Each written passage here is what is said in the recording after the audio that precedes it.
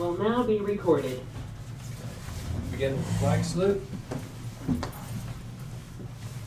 I pledge allegiance to the flag of the United States of America and to the republic for which it stands, one nation under God, indivisible, with liberty and justice for all. Welcome everybody to the December 18th Marion County Commission meeting. First item for this morning, we have planned on a work session for Park and Lake issues with our county councilor. So I don't know if we have anything to work on before he gets here.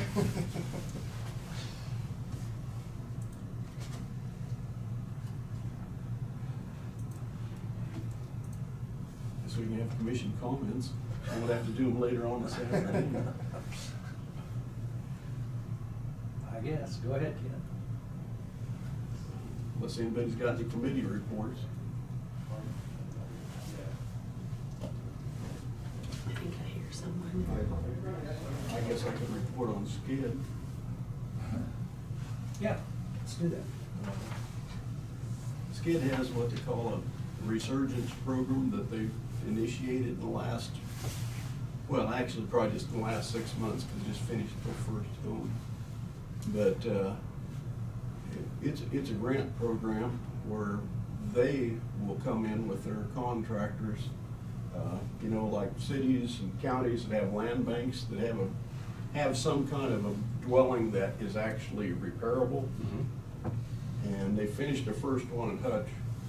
They had an open house. I didn't get to it the other day, but they had all kinds of pictures and stuff. And boy, it's nice, really nice. You know, They got their own crew that comes in? they bring their own, well, they hire it out. Oh, yeah.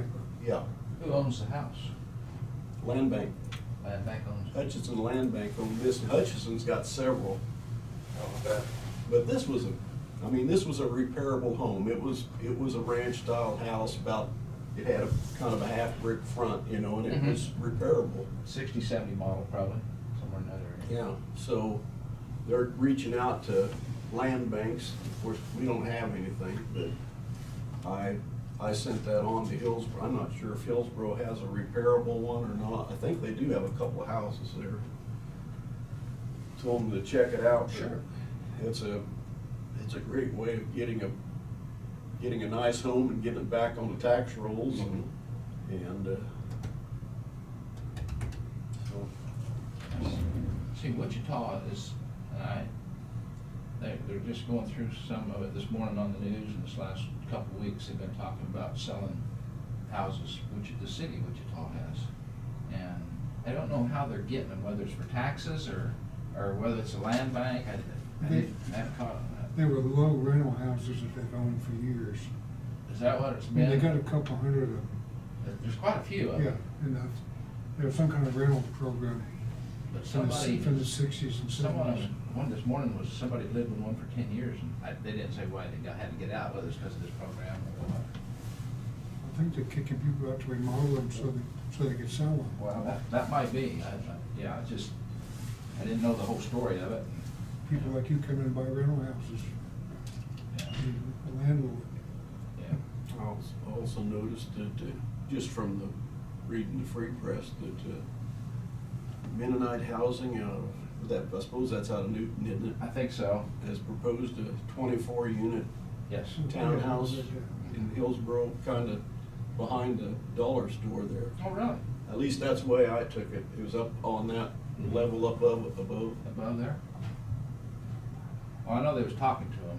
Yeah. I heard that. That'd be a nice addition there.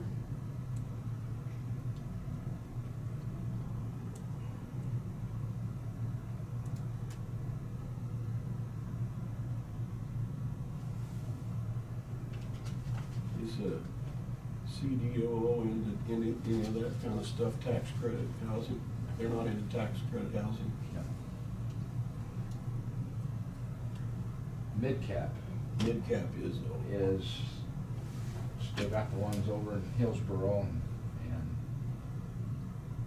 that's not it's not a program like Wichita's got or anything like that.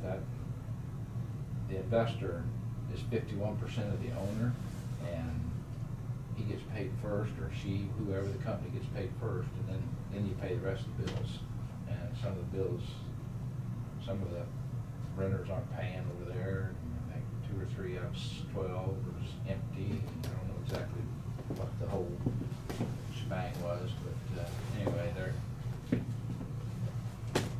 looking at that down mid-cap. I'm just wondering if there's getting to be more interest in the tax credit type housing again.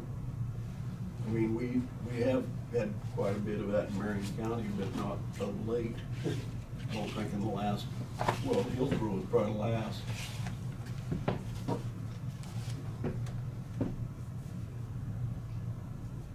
Are those still 10-year? I believe 10 to 15. That was 20 years ago. Yeah. Yeah, that was a pretty big push when. There's a lot of them at remote, that let's see, time. who all got them? Marion, Tampa, we got Tampa one. got them. Yeah. I'm trying to think of other towns I was reading.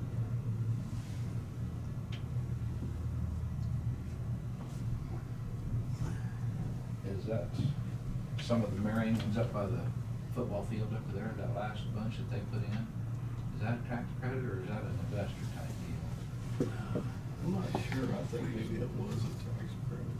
But gee, that's been now 15 years probably. Yeah. Anyway, on this, that last bunch up there, the very last bunch. Pope ground. The old Pope, they used to run the lumber. Lumber yard. Yeah.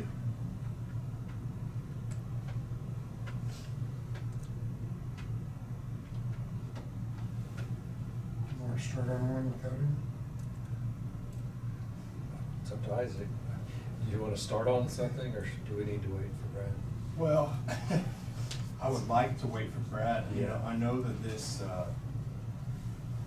document that he gave us a couple weeks ago, which I think is for the kind of what he was wanting to do to the lease agreement, it's completely different than what we have. I mean, I think it kind of changes everything. And so, yeah, Did you see the ones we got at 6:30 this morning? The ones, one of them's a lake haul agreement, okay. and then the other one is a lake lease revisions. So maybe he Okay. has revised. Okay, yeah, I didn't get those this morning. I don't know if is my name included on that email? Should. Because I did get one last night from him. No. Okay, because I was gonna say, I That's why I checked, didn't get it. I checked my email this morning and I didn't have one. I did have one from him last night, but, Got 2 last night, 2 this morning. I'll do it. Tina didn't send him a text this morning. I didn't. he actually texted me this morning. Texted me too. And he just said, he said, hey, please let me know if you have any particular items you want to discuss today with the trailer lease. He sent me that at 8:40.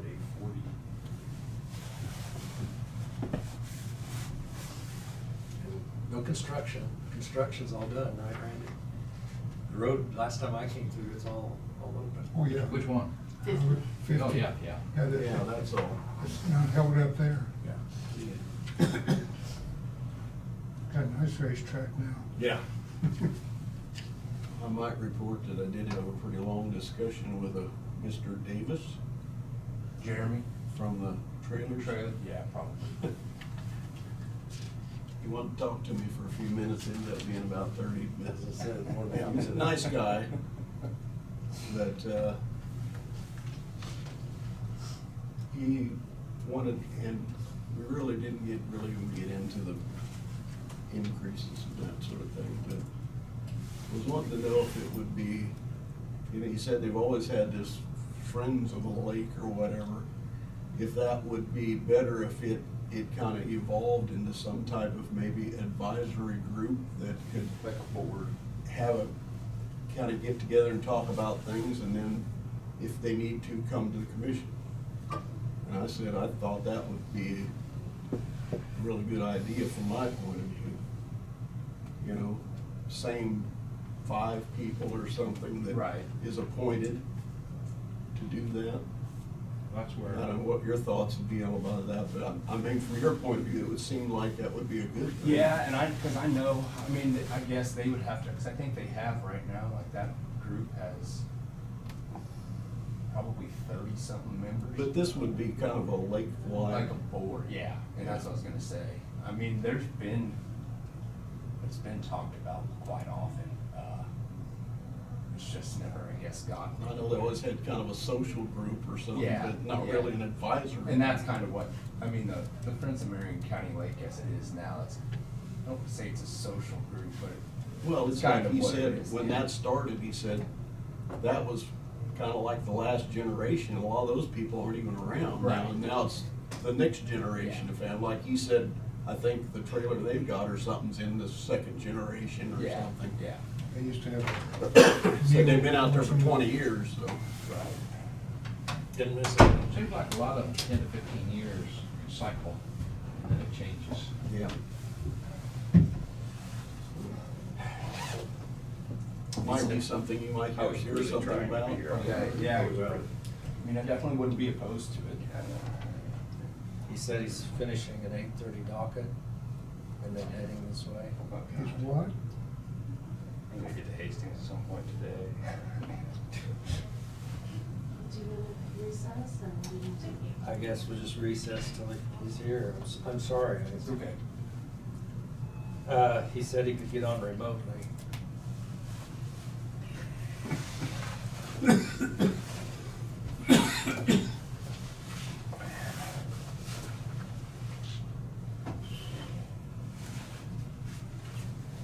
you have any concept of other people's time?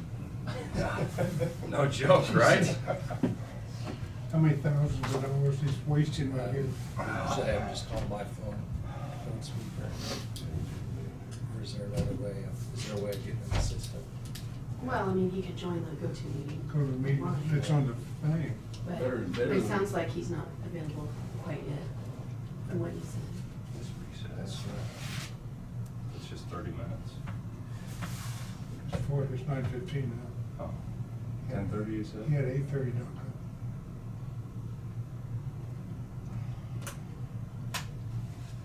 Well, maybe just recess and then, if he can get online or whatever, then he could maybe let you know when he's Okay. available and then you can. That's a good idea. Okay, let's recess until he can Respond. Is available. You probably need a Set amount of time. time though. Yeah. Just 15 minutes. Let's do 9:30. It's recessed till 9:30. Recess.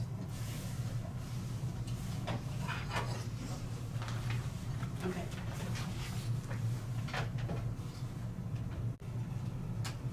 You don't notice that down there on the collar, it spells mom Yeah. by design. Okay. You're on. I didn't notice that. Okay, we're out of recess, back in session. Brad, are you with us?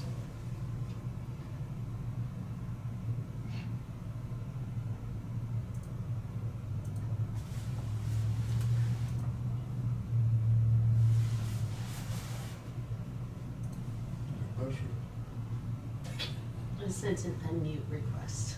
Okay. I don't know if he's.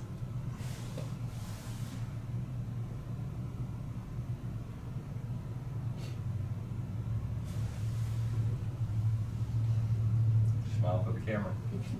Somebody else has That's to just talk. weird. Yeah, please don't. When it goes to me, it just shows my head. I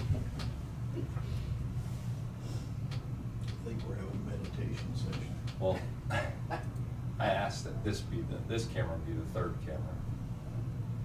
And then the chairman be the first camera, and the hot seat be the second camera, because those are the two that talk the most, and then bring it back around to the whole board. Oh, there we go. He can hear you, but he is not registering. He can hear us, but he's not registering. Well, then maybe he's gonna have to call, because I don't have anything that I can do.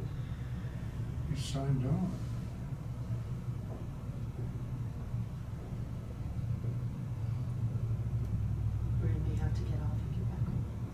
Brad, could you try disconnecting and reconnecting?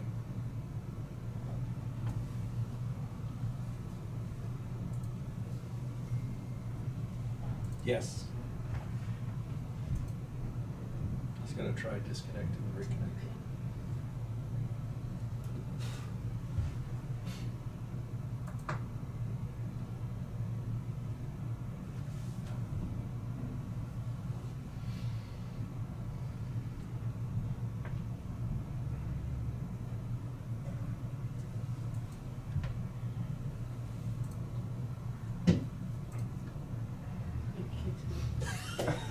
That's probably what he just reconnected. No, I don't think so. Okay. Hopefully not, otherwise that might be really frustrating. If that's what happened, I'm sorry. Too bad.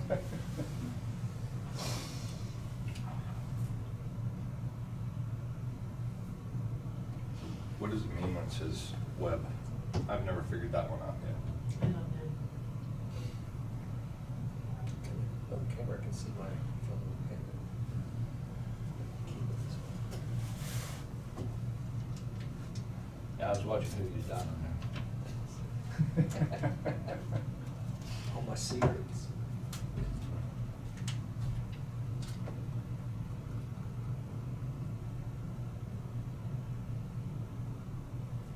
And if there are tweaks that you want. Yeah, that I'd need say to be we're made, looking at maybe Tina's you can computer. do Just it. Tina's trying to figure out where I was at, I couldn't. Yeah. Well, that's it. Anything you want to, I mean, Uh-oh, he brought it over here, Dave. Says I can no longer access it. Did you permanently remove No. it? Brand new? How soon's it gonna be? Oh, it's so new. Is it locked? New? Just ask him to call in, or Maybe step up and We need to do it over the phone. Give him help. I think that'll help. Hey, he's here. oh, yay! That's all it takes, is walk to the hallway. That light reflection off that, that's super. Okay, Brad, we can hear crumbling paper. Put the chips away. Yeah, my apologies here. I'm turning the camera on. I'm having to use my phone. For some reason, it's locking me out on my computer. I don't know why. Okay. I don't know how to make it square with it. There we go. And when I turn my camera on, I don't know if you guys can see me or not. We can see you. We're seeing you, yeah. We can hear you. Okay, and- good. Yep. Excellent. Well, at least this will work then for now. Okay. My apologies. We had moved my appointment up to 8 o'clock and the client got there very late, so it put us way behind. What I had wanted to do this morning, and I resent the documentation so everybody would have it electronically if they didn't have the hard copy that had previously been submitted, was going through the park and lake campsite use agreement and lease. I had highlighted a number of things on that, on the original, and those are the areas that I kind of touched on briefly when we were first going over it, but obviously there wasn't time at that point to go through it in detail and discuss a number of these things. And those are kind of the points that I would really like for us to go over and get some input on, and just go that route if that's acceptable to everyone. If there are initial questions or concerns, we can start with that. Then I can go through the things that I have yet. Right now, when I turn it so you can see me, it blacks out my screen. So is Isaac present? Yes, Isaac's here. So which email do you want us to look at? The same ones that Tina uses, the Marion County one. No, yeah. I think he's asking you what What documents. subject? 'cause All the you said- emails you sent us last night and the day. I'm sorry, I'm still not hearing that. What? Where would you like to start? Which agreement? Which do we open? Oh, I'm sorry. The park and lake, the campsite use agreement and the lease for trailers. Initial lake release. This is the one. Yeah, this is the one. But I can't. The other one was the lake hall. Okay. Okay, yep, Jonah's right, the initial. Initial lake lease. So the last one you Yes. sent this morning. Last one is I had handed that one out several weeks ago with the highlighted elements to it. And in case you didn't have that physical copy, I put it on electronically as well. Thank you, I prefer it that way. I got paper. I can always look back and search for things. Yeah, it's probably easier that way, but sometimes with the physical copy, at least it's in front of you if you want to mark on it right then and there, so. I do that for blueprints, but not documents.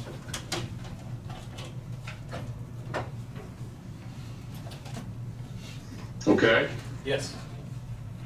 Isaac, anything that you wanted to mention initially, since you're the one who has to basically administer this? No, kind of my thing, Brad, and I guess just to make sure I kind of understand this new lease, does it kind of completely change what's out there now from an actual mobile home park to a seasonal camping? The way I've done it right now, yes, and that's again the first thing. If you look at that on the first page, underneath the headings, terms and conditions for campsite use,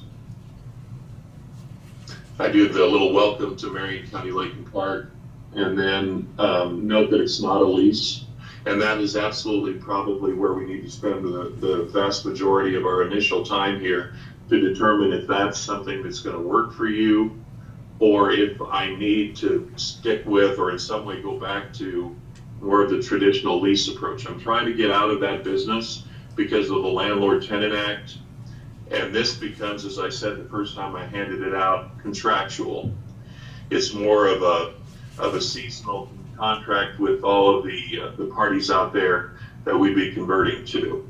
It has a lot of advantages to us in terms of flexibility as well as enforceability, and some of the landlord-tenant provisions that create issues for us that we're really not even equipped to address are removed. They're unfortunately in place in just about anything that serves as a residential lease of any kind, whether it's a trailer or in a traditional setting, you know, in an apartment or a townhome.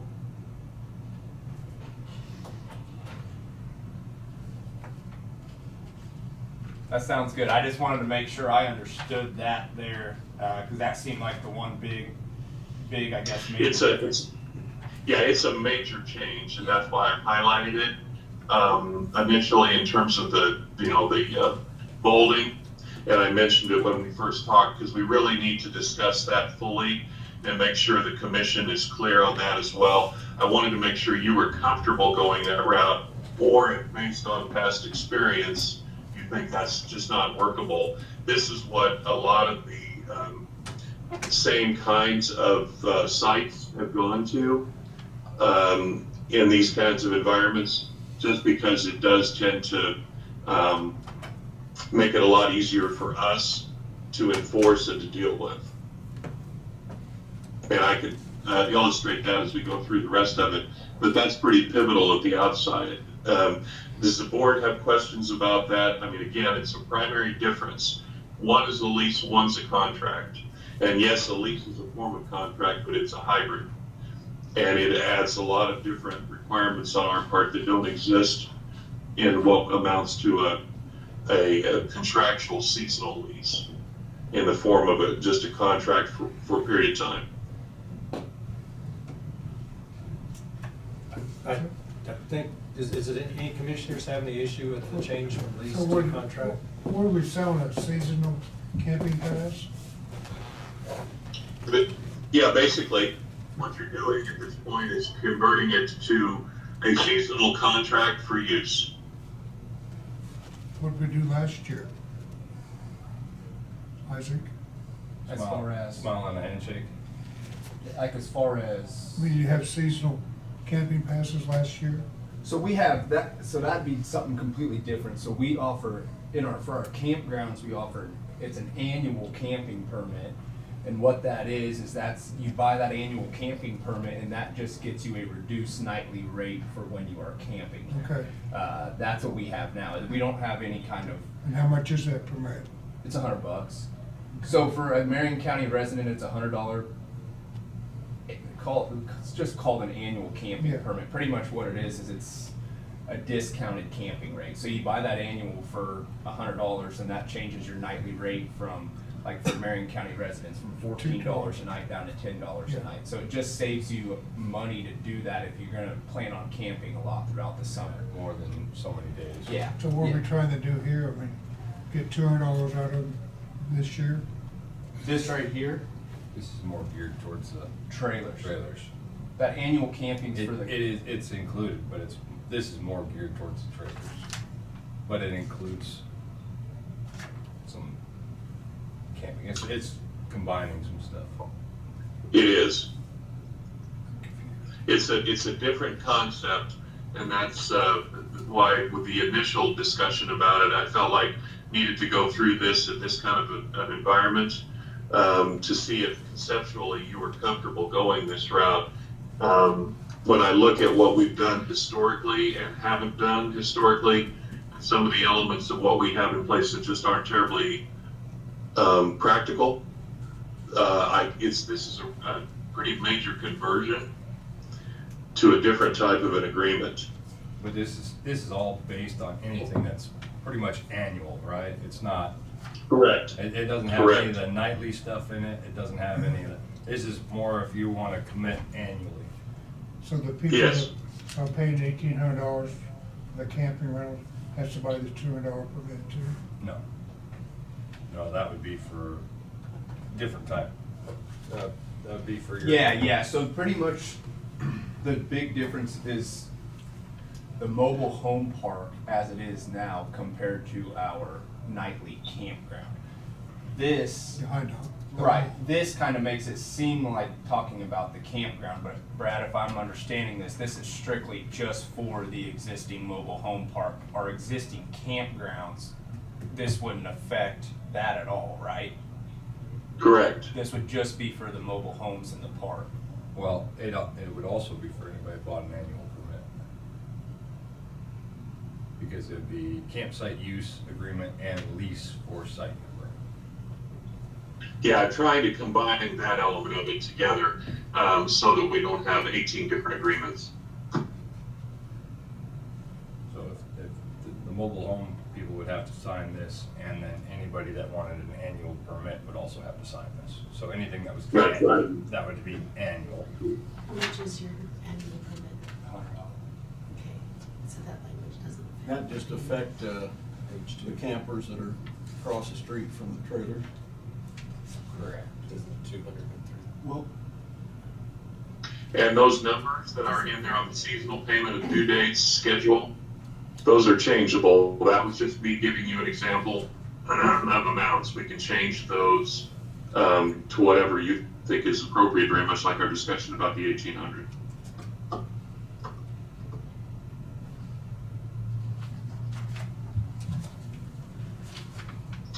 You have 200 and 300, and I think that's why we're lost.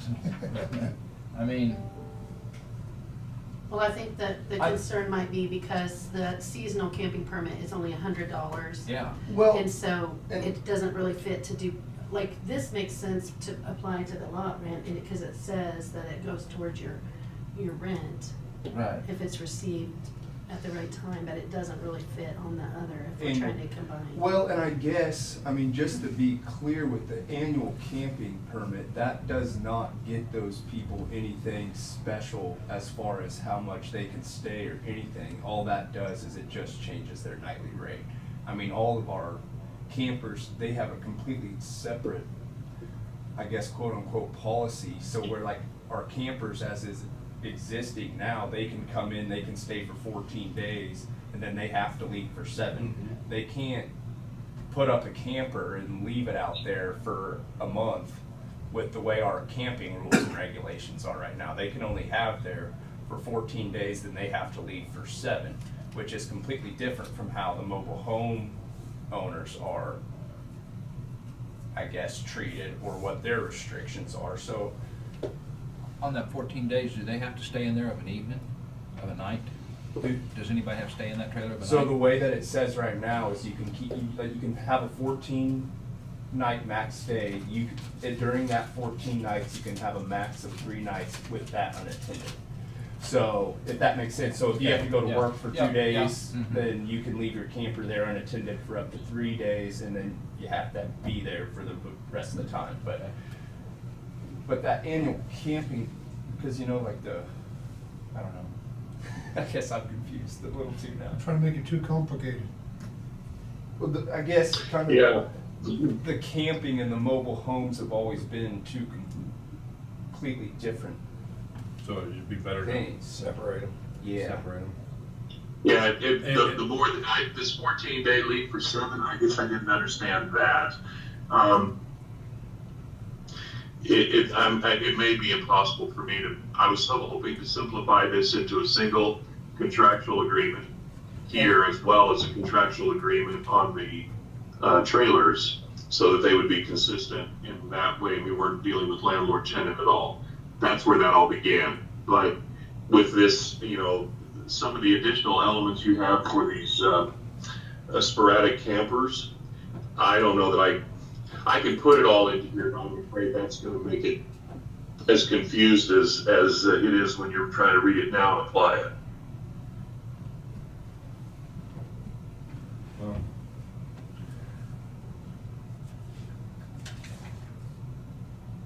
Do we need to keep that separate, Isaac? I mean, is that going to be simpler for Take effect you? on January 1. Well, and what I was We wondering. don't have any gates out there.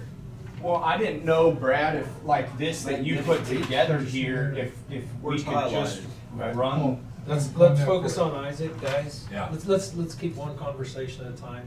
Let Isaac speak. Well, I was just gonna say, I don't know, like with what we have here, if you could run this, just if you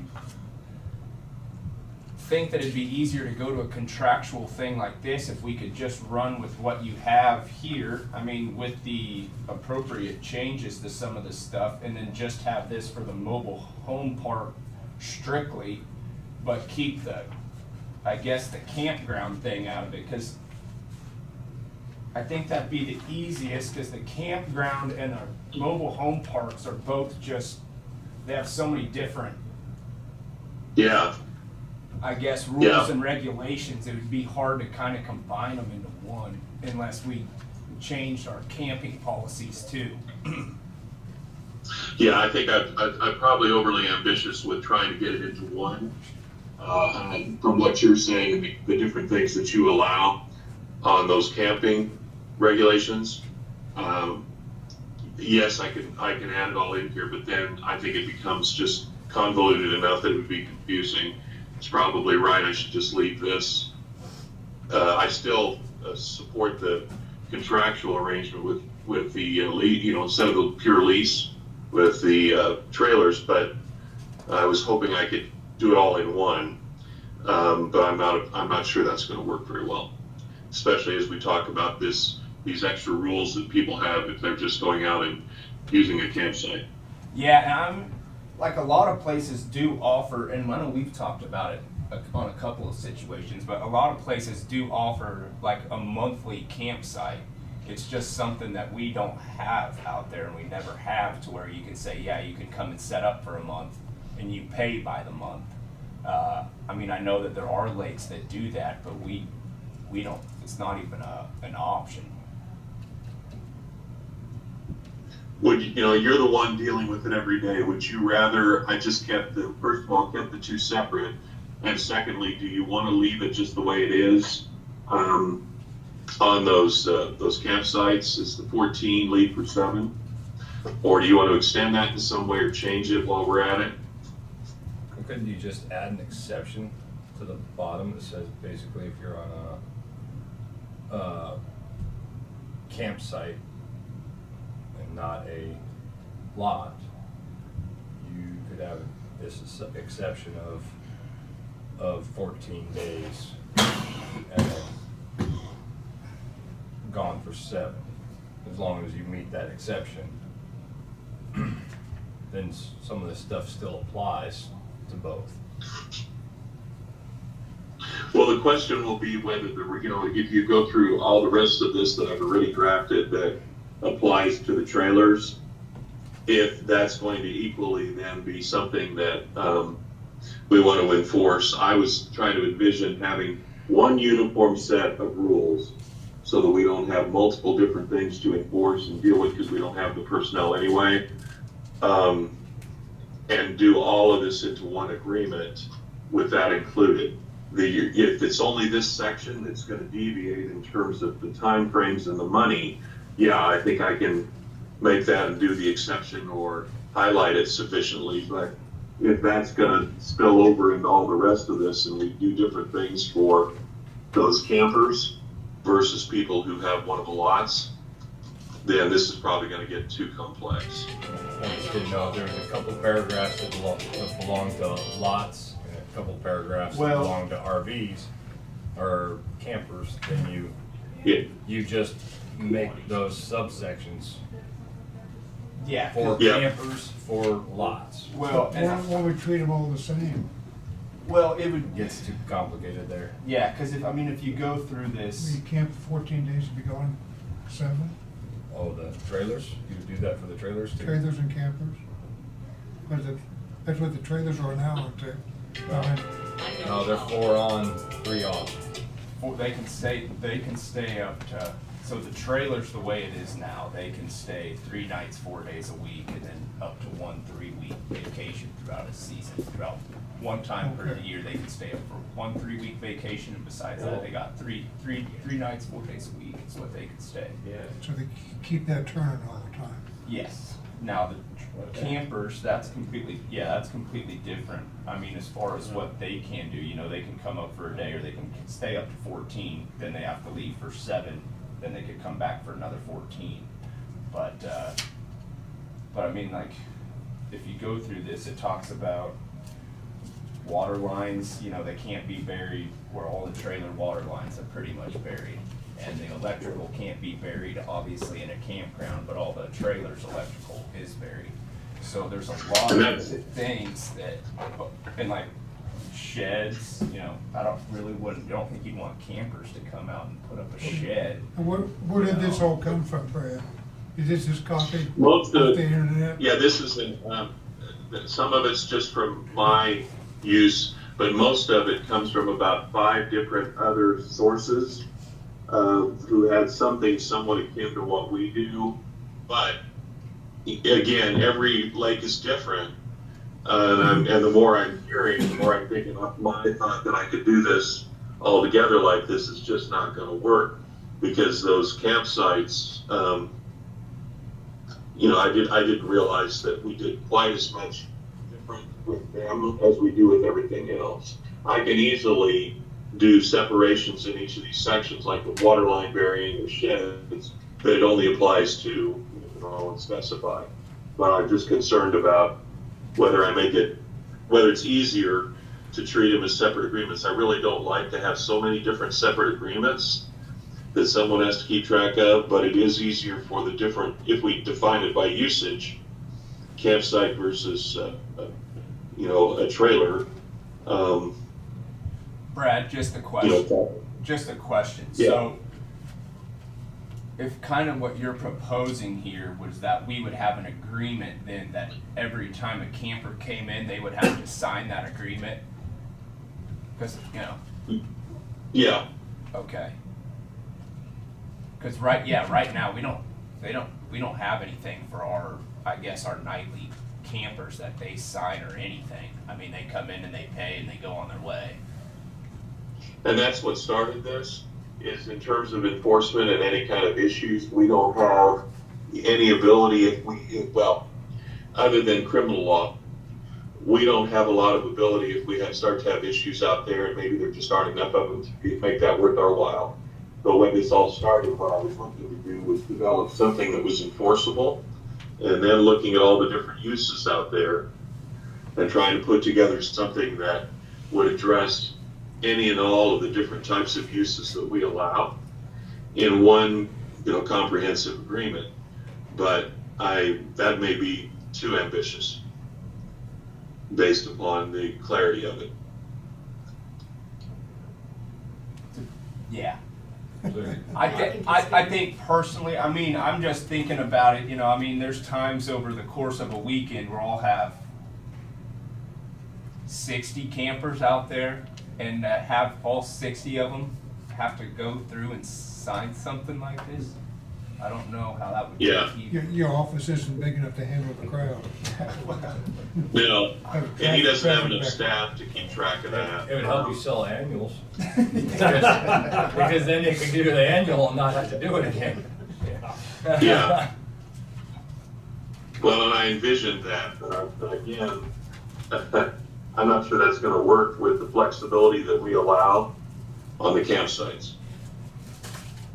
Guess that's the first question, Isaac, if you think if you could live with, or it would work to do an annual, but I can already feel some potential concern about, you know, knowing who's signed and who hasn't, and how, you know, have a permit system, or what do you do to make this work in that kind of a setting. Well, I mean, I don't know. Is a long-term camping something that commission is interested in doing? I mean, I know we've talked about it a No, couple I of times. think we ought to but keep it rotating so more people can use it. I know We don't want, Isn't the federal reservoir kind of that way? You can only be there so Yeah. long. So Yeah. we're kind of mirroring. Well, So their policy, if I'm not But they're mistaken. reserving everything for like Yeah. way out. We Yeah. don't do that. Yeah, but I mean, you can only stay there. Yes, Yeah. you can only Limited stay up to time. 14 nights. we don't want a construction company to come in and camp out for 6 weeks. Well, and And I take know up away from our that was local campers. That's always been the We concern. want this for our residents. Or if somebody wants to You know, we come wanna out there. keep turning the crowd. Live out there. 14 days is long enough. You should go home and back to work. Most employers won't let you take more than 2 weeks off at a time. Yeah. Even if you have 6 months off. I mean, we don't want retirement people setting up permanent residence there. Yeah, I think Yeah. the campers are pretty used to kind of how that works out there. Let's keep I'm it just simple. afraid if they gotta do paperwork every time they come out, they might say, hey, let's just go somewhere else. Not that big a deal. You Yeah. might lose some campers. Okay, to me, was there a problem with campers before we started all this? I didn't think there was. And I like what you're trying to do, Brad, but I don't know if it's possible. But, no, I'm not sure it is either, you know, as I, you know, my hope was, as I looked at all of these, to turn each one in terms of the general activity into a single agreement that would work. But the more we discuss this, the more pessimistic I am that I can make that fit into it. You can make anything into an agreement, but it just gets increasingly longer and harder to administer on those short-term stays for, you know, campers. And this thing is built really more around the contractual relationship we have with, like, the trailers and anyone who's out there leasing that, or currently leasing that kind of space. yeah, and I'm not a camper, but I've worked with campers, and there is a system that, even with our system, that you gotta beat. You gotta go rent it the week ahead of 4th of July or the week ahead. And then you gotta stay out there, you know, on the county lake. Is the way it seems to be, that if you want to do it, why the local people sometimes, or somebody that really wants to camp out there, they're out there the week before the holiday and camping so that they have it on the holiday. There's a system that Yeah. I don't know that that's right, but that's the way it seems it works with some of them out here. So. First come, first served. Yeah, and that's the only complaint that I've heard with our system, and I don't know if we want to change it or anything like that. I hear more complaints about the way the reservoir does it, so I think with whatever we're doing, as long as we don't upset them like they do out there, we're doing good. You can't get camping out there without taking up all that. Yeah, for a year. Yeah. And then we get back to the issues that we have on the trailers, and that's what a lot of this looks like it pertains to me, is the trailers instead of the camping. So I Yeah, hate to tell you, the vast majority Brad. of these, this was tailored to the trailers. Yeah. And then I thought, oh, I should surely be able to put this into a single agreement. So I added the campground stuff and seasonals. And I think, you know, I don't wish to advocate for that too hard, because it doesn't look like, given what Isaac's been saying, that's going to work well in this agreement. I just think it's taking it too far and making it more complex than it's worth. Yeah. You're trying to make our pot too big, let's keep it little. Can we agree to go back to a regular system? Well, I think that would be the plan. We've gotta handle the trailers. That's what this is all about. And We you're talking have about to handle the trailers. behind- And he was just trying to add this in. Yep. To cover with. Yeah, if you start with the next page, basically everything that you're looking at, it deals directly and first and foremost with those trailers. Right.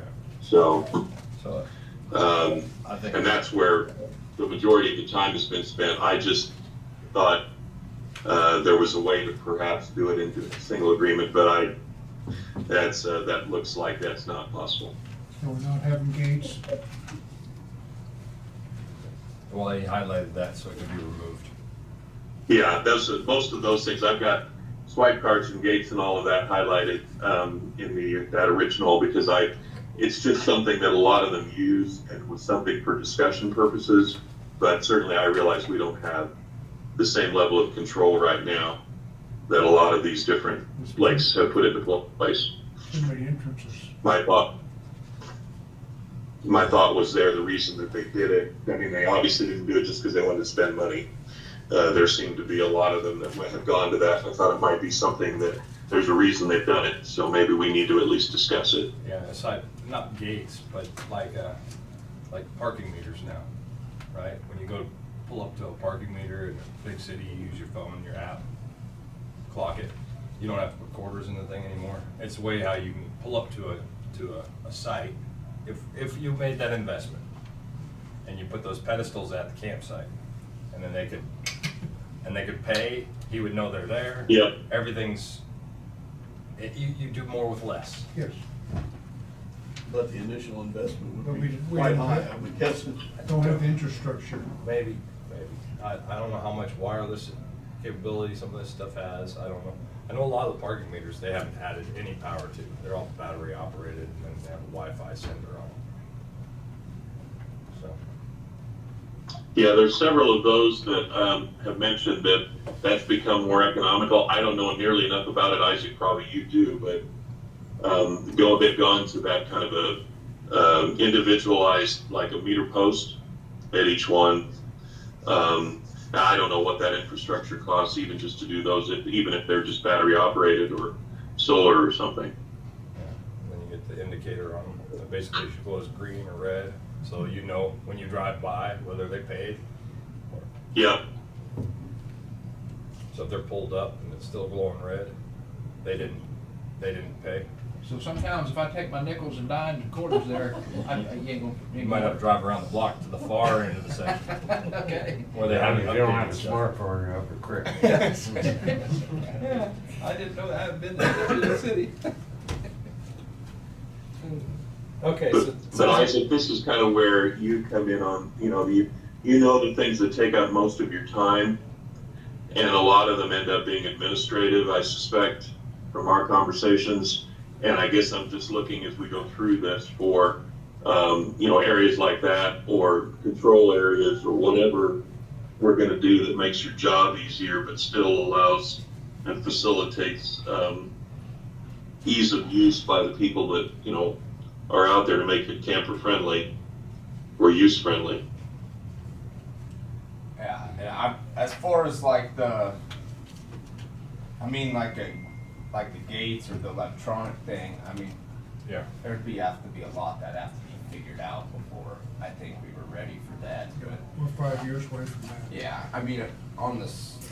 something that has been discussed that might be worth looking at some point would be like just a self-pay station outside of the office. I've thought about that. That I think would be a big benefit with not as much work. But even that I wouldn't say is something that we desperately need. As far as camping goes, it's really not something we have a ton of trouble with. It is kind of an honor system, and It's not been abused, has it? The thing is that we're out there every single day, and it's not a huge lake. So you know your campsites, you know your campgrounds. One day somebody's not there, the next day somebody there, and nobody's paid. it's not very hard to figure out, you know, where some of these other lakes, they have 500, 600, 700 campsites.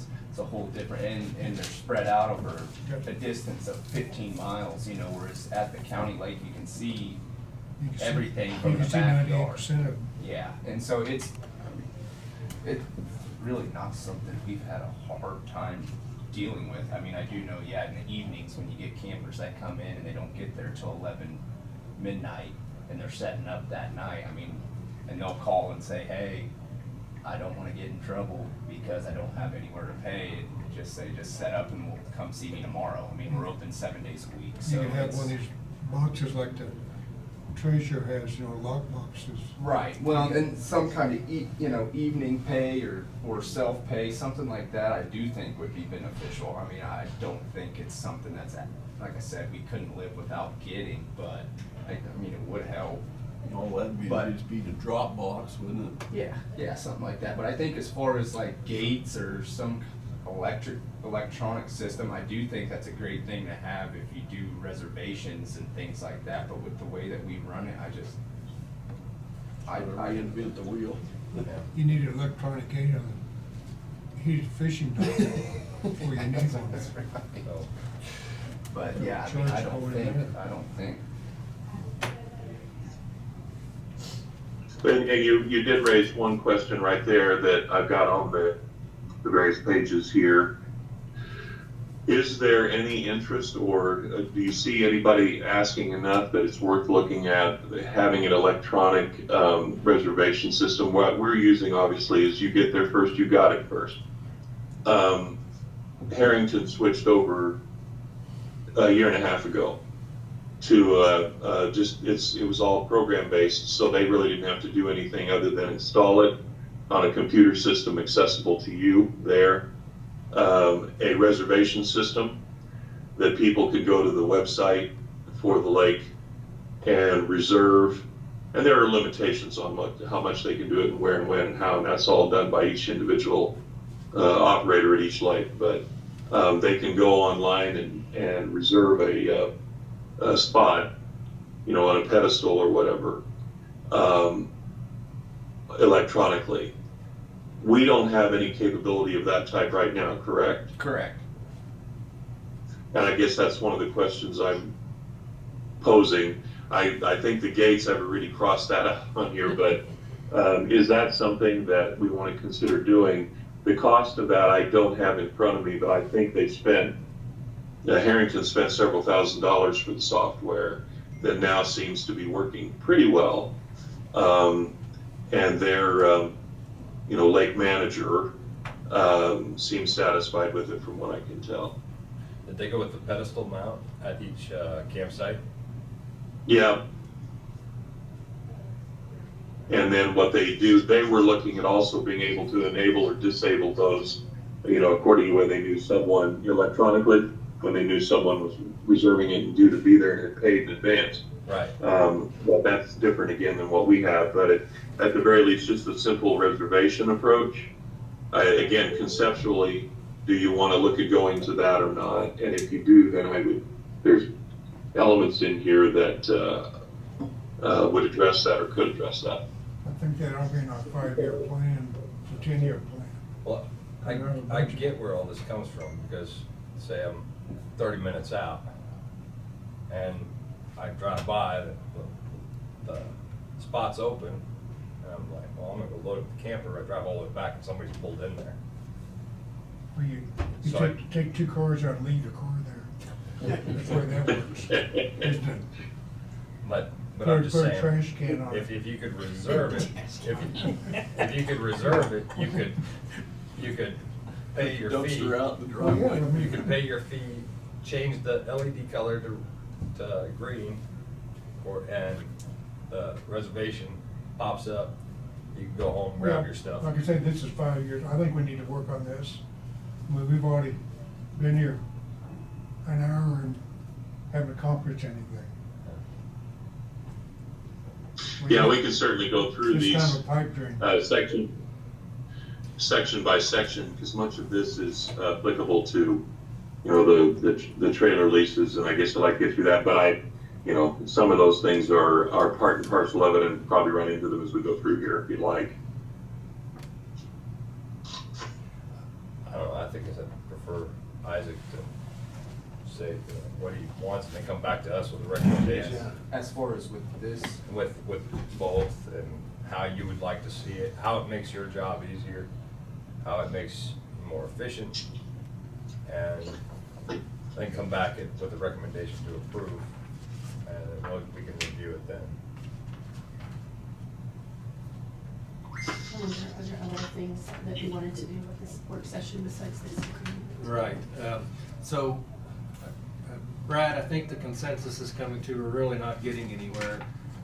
What I think we're seeing is we need to work with, or the agreement needs to be worked out more with Isaac before coming to this point, unless there are some bigger issues. I mean, I guess the gates was an issue, the reservation system.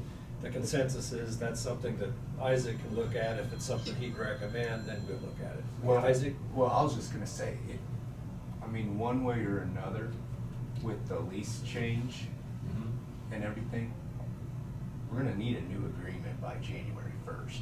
Yeah. We need to focus on the trailer lease Yeah. agreement. So is that something we can do today?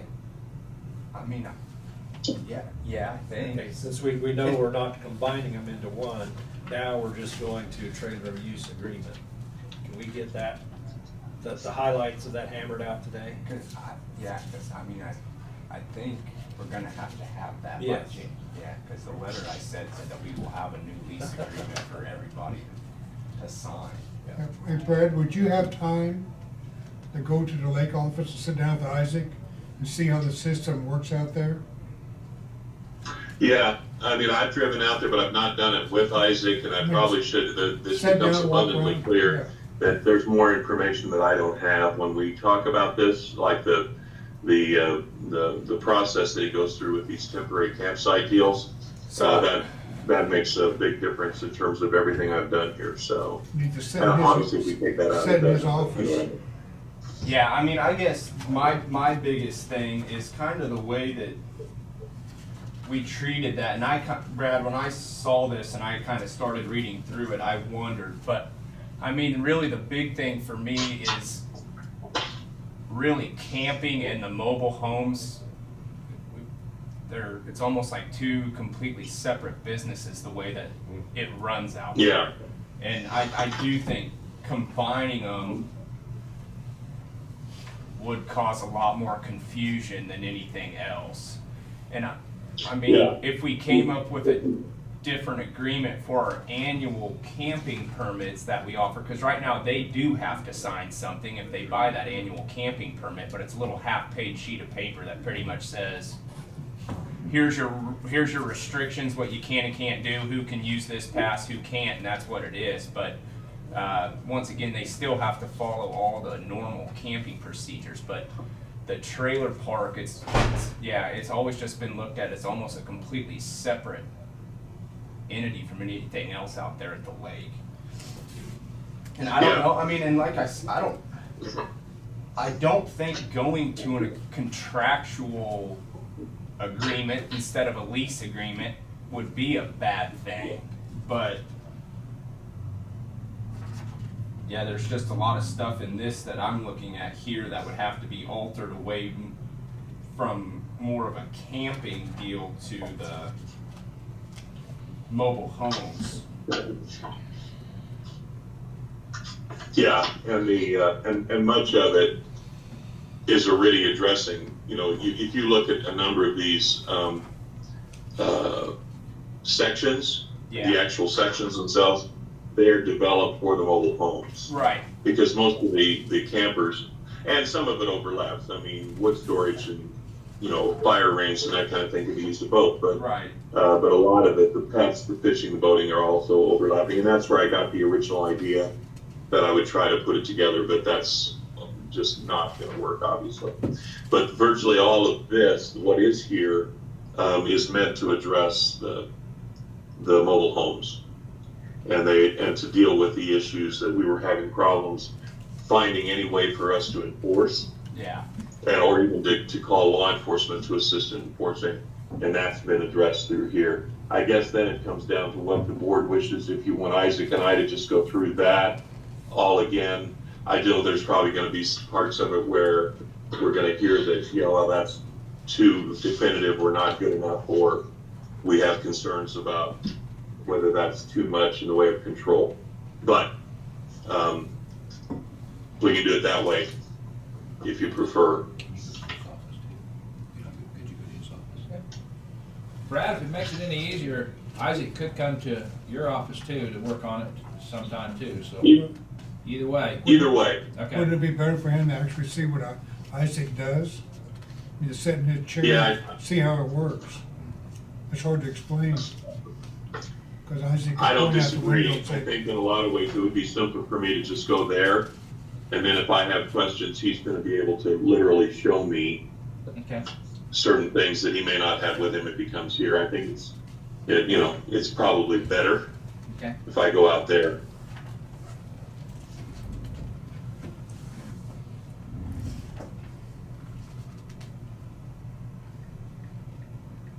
So on all these other issues, that we have from you, Brad, are any of these others like what we just come up with here, where it's probably best if you just get with Isaac, come back with a recommendation from Isaac?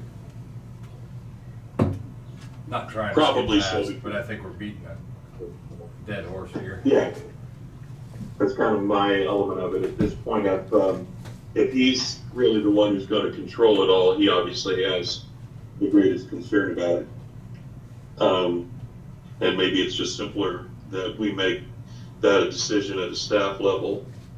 And if you don't like it at that point, We can tweak the things. disagreement can be discussed then. Yeah.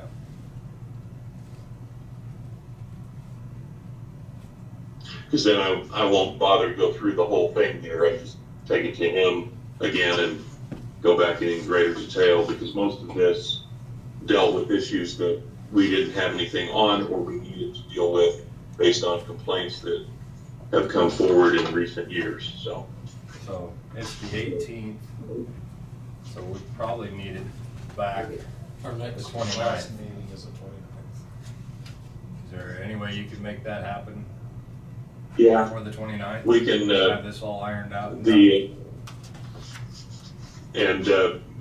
I don't see that that's an issue as long as Isaac has time and it's not taking 2 weeks off. No, I don't plan on it. So, and then if we have any tweaks when it gets back here, how quick could that turnaround be? Could it be within that day still? Yeah, it would have to be, because we've already let we've established the 1800, and that's, the greatest concern to the people who are gonna be out there, taking up those spaces. And so we're gonna have to have an agreement for them if somebody walks in on the 2nd of January, so. Yeah. There's no choice. Okay.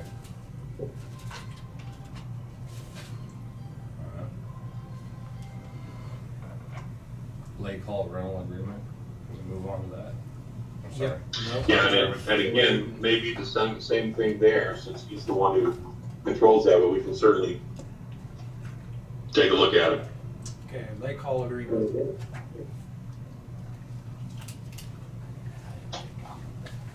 Can you get a copy of that one? Do you know your pen lights on?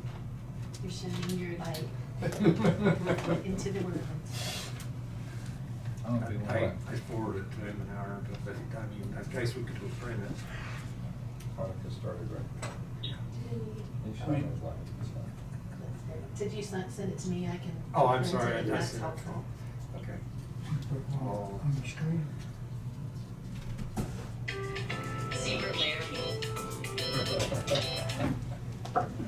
You sent Yeah, it to me. I'm sending it to you. Hey, what do you know? Not a whole lot. Not a whole lot, huh? And then the county commission meeting, it's about our road. Oh, yeah. So, he's not country, That's what John. Yeah, sorry. Steve, Steve. that's it. North of Florence. Yeah. Doesn't he have the prismatic? That's his folks' place out there. That's where his son lives now. He's 5 miles, 6 miles out east, straight north out of Florence.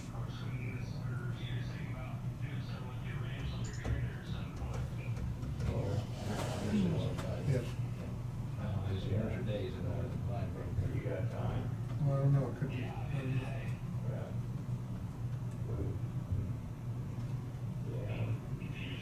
I've done some work for him. Always over there though. Well, yeah, that's where all the business is done. Here you go. You're welcome. Sure. I'm gonna bring a couple more that I, does anybody else need one? Yeah. Okay.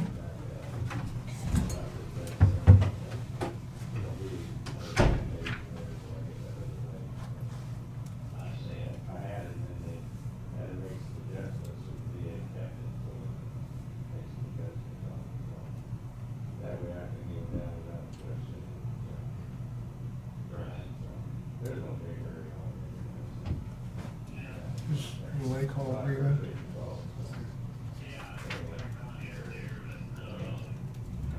I thought we had this one all ironed out.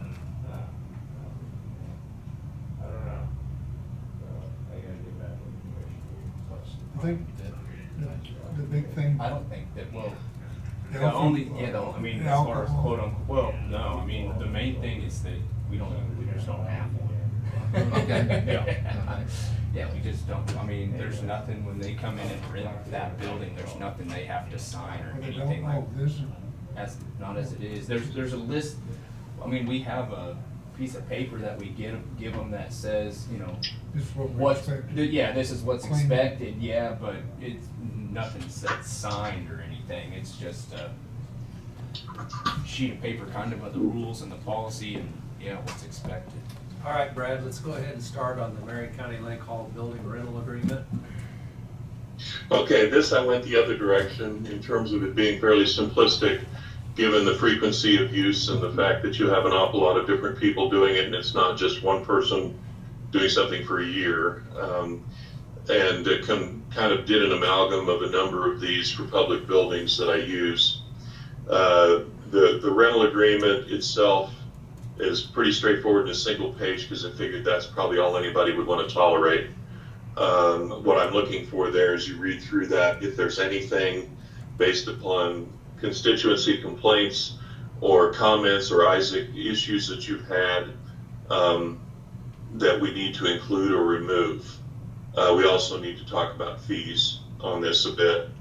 But the language that I'm comfortable with is just that paragraph in the middle of the page in terms of liability and responsibility and indemnification on our part.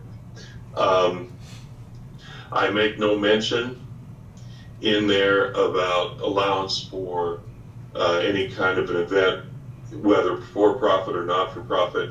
I also make no mention in there about the allowance for the use of and service of alcohol. So those are a couple of things that oftentimes get added, and there's part of the page at the bottom that I can still keep it on one page, which was the goal for the agreement itself. There's a checklist that should go with it, and I just, again, took some basics, and those are on the second page, the cleanup checklist for deposit refund, and then a third page which gets into a bit more in the way of who can rent and how, and then their responsibilities. So it's really, there's not a lot more that I need to do here other than the blanks that need to be filled in as to who's going to be responsible. I assume it's Isaac generally, and then the discussion about what that deposit should now be. And that's about it. What's your break time between morning and afternoon?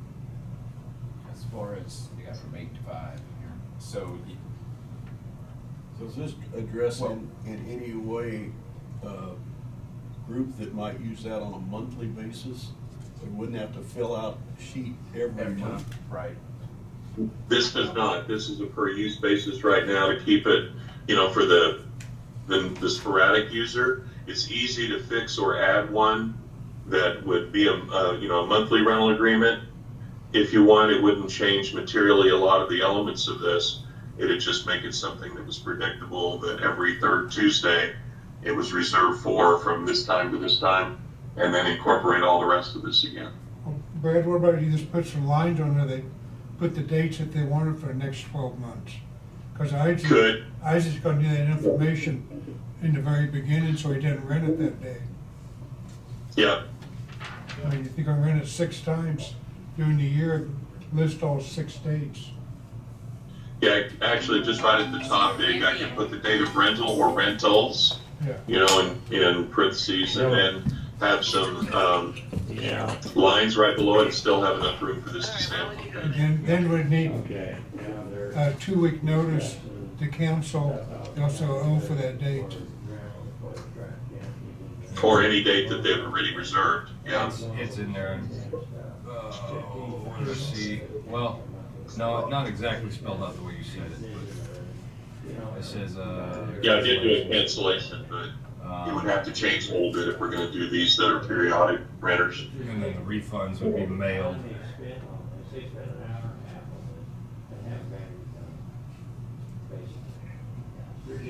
But,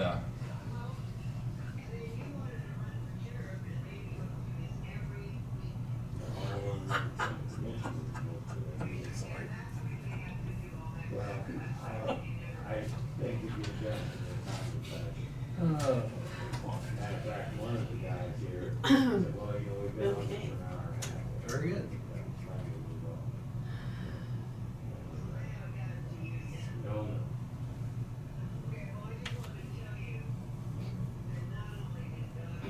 Isaac, is there any other information that you want on that Yeah. one pager? Well, no, I was gonna say, honestly, Brad, this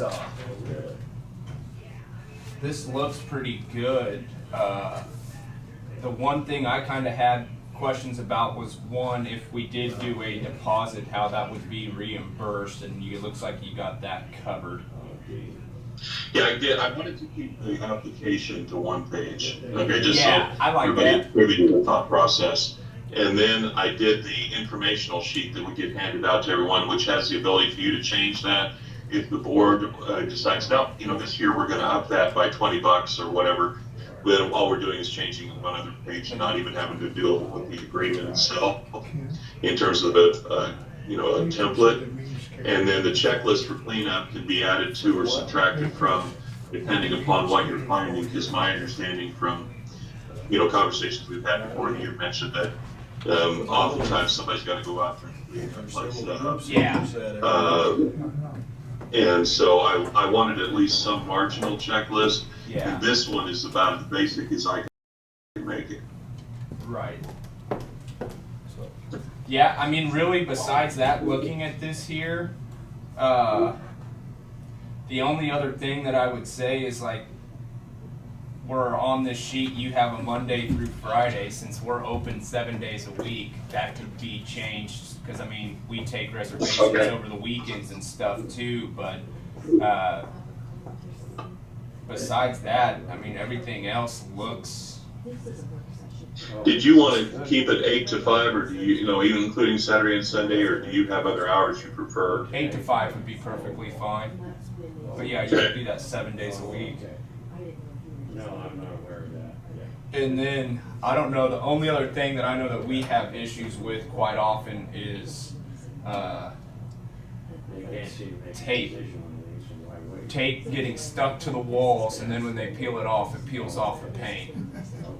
Okay. If we could get rid of tape on the wall, somehow get that worded in there, I don't know what that would take, but that's something that we have a lot of problems with. I can put it both in that checklist, Yeah. and I can also do a prohibition on the use of something like that that can cause damage under usage rules.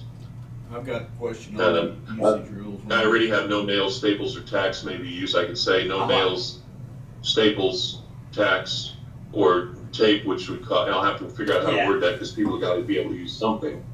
Because there were the 3M removable. 3M removable. Yeah. Well, and I mean, I know that there's certain tape that doesn't do that, and so, I mean, that's kind of where I guess it gets complicated, but if you walk in there, I bet we have 100 marks where paint's just been ripped off because of it. Part of the problem is how they do it. Well, You you're right. know, some of that tape, even the 3M stuff, if you grab a hold of it and show your strength, you know, and just rip it off of there, you're taking paint off with that as well Yeah. sometimes. So it's a little hard to I don't know, maybe. know how to it's- word that, but I can certainly address the tape issue. Okay, Kent, you had an issue? Yeah, a couple of issues there. It does, you do have highlighted no weapons of any kind on the premises. Would that exclude giveaways? Because there is one group that I know of, maybe more, that use that have firearm giveaways. Yeah, I'm just gonna throw. I it can out there. change that unless, Personal weapons or something. Yeah. well, it's actually more along, I've got language for that. So Unless used in a body. So there's And also, sanctioned event of some kind, you know, like a Yeah. NRA banquet, those kinds of things. They've got drawings for that all the time. and so that would also affect the, right above that, no gambling on the premises or in the dwelling. Yeah. Because they have games of Well, chance. gambling though, you know, if they're doing just like a drawing or an auction or that kind of thing, that's no problem. Auction, but they also Gambling, have, I'm talking about slot machines, bringing in some of the things that you see at some of Raffles. the, that guy that used to go around to all the American Legions, and they were nothing short of slot machines, and he assured them they weren't a gambling device, and the state disagreed. So are raffles considered gambling? No, not necessarily, depending upon if they're done by a not-for-profit, there's a set of rules. Sure. I just had to deal with it at a golf course in another community. They wanted to do a raffle and bingo. And we had to set out certain rules and requirements, but we were allowed to do it and not be considered violating gambling laws. And then, so the usage rules, it goes back to the same entity that Kent's talking about. So it's the weapons, the gambling, the alcohol. Yeah. And the smoking outside the facility. Right. So we want to allow smoking outside, obviously with that 20 feet from the door, Yeah. to stay within normal state regulations. And then any problem, right now I've got alcohol may not be consumed inside or outside. I can change that to say unless sanctioned or permission granted in advance. Okay. You have to get a county license in. I mean, Well, hey, you can also separate between alcohol or malt beverage. Because that's typically, there's no hard liquor in a lot of these things. It's Beer. malt, cereal malt beverage. Yeah. I can get technical, There is a line I in guess. that one requires a little more hoop jumping than the other. you would have to And have, let me go back over that one though. Do we want to allow alcohol if they're properly permitted to do so? Now, they obviously have to get that approval from the state. no, you have to get it from the county, wouldn't you? Well, I mean, but we're also sending in the state form, so. Cereal malt beverage is way from the county, isn't it? Yes, I'm talking about alcohol. Yeah, so there wouldn't be alcohol, but cereal malt beverages. You still have to. So we want to eliminate alcohol completely? Well, I don't know. I don't know. All I know is this I mean, one. They do Chingawassa, we have to get a license from the city for that 3 days. So these people would have to get a license from the county For one day. for. So like, just that, and you might not know this, what do they do like at the city building? Say like, well, let's say it like at the city building in Marion. They have a liquor license, They do. the city. They get a temporary resolution form of permit. It allows a suspension of public consumption for a certain period of time for a certain event. And the city council or commission approves that. Okay. And then as far as alcohol is concerned, the cities have no ability to grant that. They can say, we're okay with it, but you still have to get your licensure through the state. for that, even a temporary permit, unless they have a, someone who already carries a license is going to do it at an alternate location for a specified date and period of time. I think Mac has. And I just, my only question, broadly speaking, is if they follow all the rules and they get all the appropriate permitting, do you wish to allow alcohol to be served at an event there? I think we want to be friendly to whoever wants to rent the space. I don't know how much grief it causes you. Well, I mean, I know that if it was something that, wouldn't even be an option, I don't know, there's a lot of things out there that, Well, you got weddings and get-togethers. yeah, Weddings you about wouldn't have. birthday parties and all kinds of stuff like that. And I mean, The most complaint I've heard about it is from the people that rented it after. that's exactly right. Wish that the dumpsters weren't so full. Yeah. So if Yeah. you could figure out a trash situation, I think that would solve most of the complaints I heard. Randy, do you have any thoughts on that issue? Because you've got a lot of experience out there. Yeah, you're covered on that. Okay.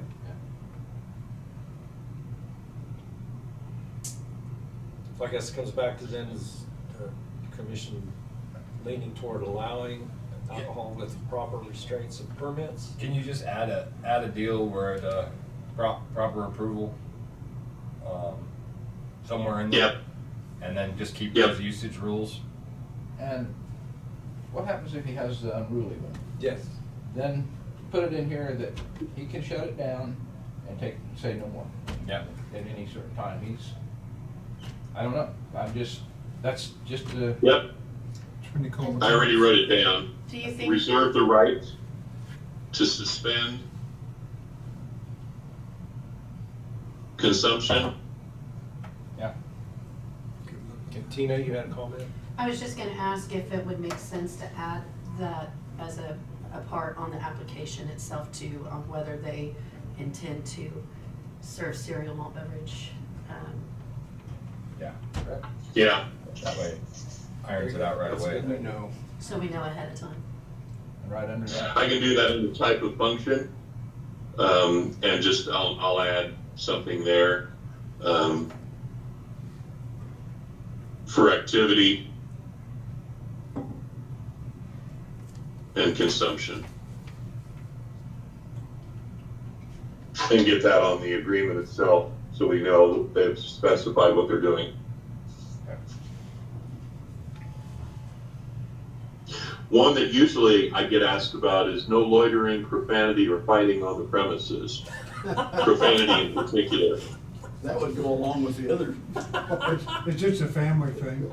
It's all friends. Yeah, what, Just I was gonna say, it's not, loitering, profanity, or fighting can occur in all types of settings, in all types of levels and gradations. So it's just on there as a general guideline. If somebody gets into you've got a 20-person knockdown, drag out, breaking stuff kind of a fight, we're gonna get the sheriff out there anyway. But it at least gives Isaac some ability, if they call and say, hey, we've got some people over here we didn't invite, can we get law enforcement out here? They can do it themselves for that matter, but at least there's something to point to if he got involved and assisted in some way or found that there were people there that really like to see removed. It's that general statement provides a lot of broad-based power. We also split that building up in halves too. And Yes. So, do you ever have any contention between halves? I mean, if one party gets too loud and the other party's not? We've never had an issue between the two parties before, Okay. but I have had, after a day, one of them comes over and says, yeah, that other side was a little loud over there, but Yeah. never any conflict amongst the Contention, two, yeah, but, I mean, and it's something too, normally in that situation, we warn, or let both sides know, hey, there's somebody in the other half beforehand, if anything, you have any issues, just let Right. us know, But but. what's the split time on the days? So the way that we, like, as far as your time, for the half days. Yeah, or half whatever, days. It's, the way that we run, the way that it's worded now is it is from 8 to 3, and then we have a turnover, and then it's 4 to midnight is what it is. And that was gonna be my other question, and I don't know if you guys have an opinion on it, but kind of the way that it's ran now, like let's say on a Friday or Saturday night, there's no real time to where hey, it's time to go. And I don't know if we wanna do that or not. I mean, most everything's done by, I mean, there are been times where they're in there till, 2 in the morning. But I didn't know if that was something that, or Brad, if you have an opinion on that, but, Well, if you, not that you need it, but if it's something you think, you ought to have the teeth at least to enforce it. right. The rental ends at 1 midnight. a.m. or so. Yeah, I mean, at a certain time, the staff has the authority to tell you to get out. Yeah, well, you got an authority through unruliness already, so you're doubling up. But to help his problem, and usually those people aren't causing him trouble No, between midnight yeah, and 2. yeah, no. They're There just could be sitting there parties, chatting but- away still. Yeah. I mean, I've been guilty of that too, somebody I ain't seen in forever. Yeah. Yeah. You just sit there and keep Yeah. talking. And that's it. I mean, we've never had any problems with people being there late. It's just, I think we're just trying to give you teeth, that give you some sort of guideline. I don't know if they need to be there after 1. The band has to shut down at midnight, the music, yeah. and stay and visit. Okay, back to the partial day rentals. Does there need to be something in the rental agreement? Because it just says a fee for rental is blank. Well, is there a different? Yeah, fee that's a for- good question. I didn't know what you were doing on that candidly, so I put hours of event on the actual agreement, whether it's public or private, but I did not specify something, for example, like, you're renting for a 24-hour period or a 12-hour period, and a lot of them do have that in there. Yeah, so it just needs to be a box to check on the Yeah, application. box. Yeah. And then Half day, full Yeah. day, half site. Brad, I can send you, I have like a little, I don't wanna say a schedule sheet, but it's got all how we run those half-day times and all that with the pricing associated with Okay, what you want the haul for. Because it's also. I'll incorporate that by reference on this, so it doesn't have to be, get longer than a page, but Okay.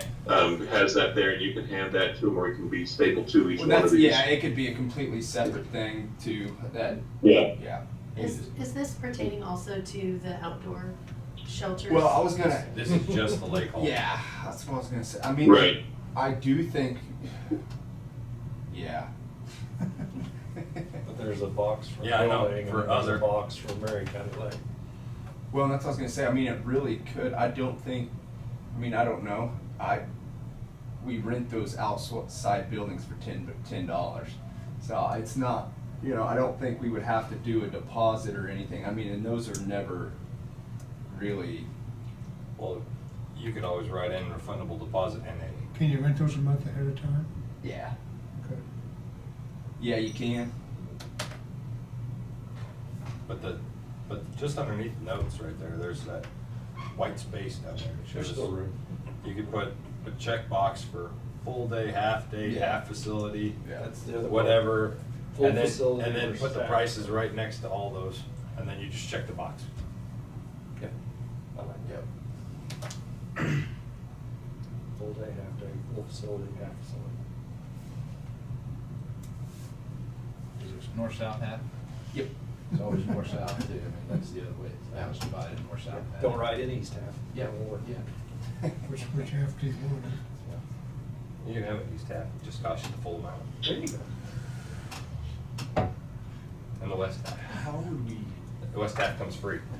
It's included. So like on the, are you looking at it there? Mhm. Like on the fifth dot there for those reimbursements, how would we do that? For like to get a deposit back?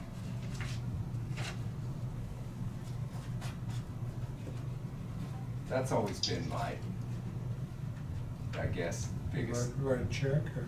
Well, I mean, normally on a deposit, we just hold the check and we don't. Just get, yeah, okay. But Oh. that could be that you're holding a worthless check too. So I Right. know why that's in there. Part of the reason for the again, this can be any way you want it. Right. But under the rental information, about a third of the way down on the page, I've got it. The deposit along with the rental fee will be deposited into the bank upon receipt. So then we're going to find out if it's good or not. Once the building has been inspected and approved, the check will be requested of the finance department. I just did that generic language. And then every other week, refundable deposit checks are processed and mailed. That was just me buying 14 days. If you want it to be less, more, or deposits will be refunded in no less than 30 days, or whatever you think is reasonable based upon what it takes to run it through the county system, Tina. I didn't know, so I did it on an every other week basis without explaining any more than that. You could go, it sucks, but I mean, I can make it happen, but cash deposit. Well, that's what, I mean, and I know too, and I don't know, I guess, how that would all work, but like even on that point of sale system we have in there, you can take a card and then just, if let's say it's clean, you could just void the transaction. And I guess you could do that the same with a check, but like you said, you don't know if it's a good check or not. But that's kind of, Yeah, I mean, because I know you want the extra paper trail. Yeah, we've talked about doing deposits for a long time, but just never quite knew how that'd be You haven't handled. did anybody without a credit card anymore? Hardly. So you just do a credit card. That's what I was gonna say. That's how the And it's- majority of them pay. It's instant. I mean, it declines it. Your problem will Unless it's be sold. the not-for-profit entities. Some of them still do not have everyone with authority to use one or even have one. Yeah. And so they come walking in there with one of their checks. Checks, yeah. And that's what I was gonna say. I'd say 95. It's hardly ever cash. It's always either a check or it's a card. It seems like.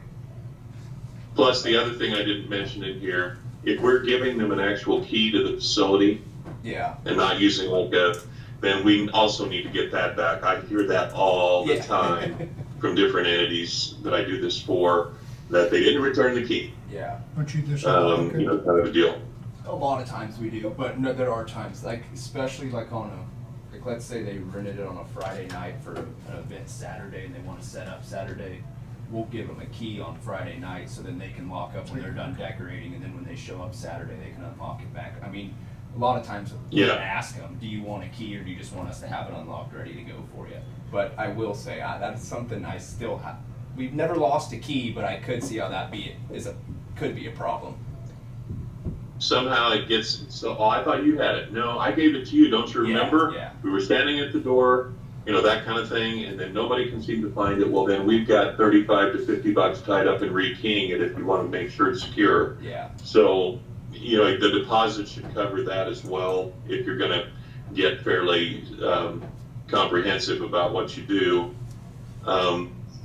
I also have the ability, if it's like a monthly kind of a deal, where maybe it's a standard one-time deal, or you just waive it after a while because these people are very dependable. Right. And then who's going to do that? I assume that's Isaac, but I just left a blank there for that as to who would handle that. I can get you thumbprint readers. Go set them up with the thumbprint, and then it cancel out after a day, so it doesn't work anymore. That's pretty inexpensive, actually. Well, a number of them have gone to the keypads. Yeah. And got a really good one, and then it's got a temporary feature on it. Here's your code. It's like B&B, those Airbnbs. This is your code. It's available to you for these 3 days, and then you're locked out. Interesting.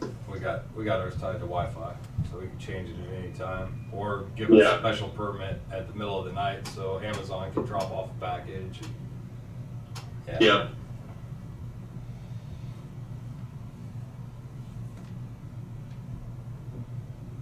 Okay, anything else?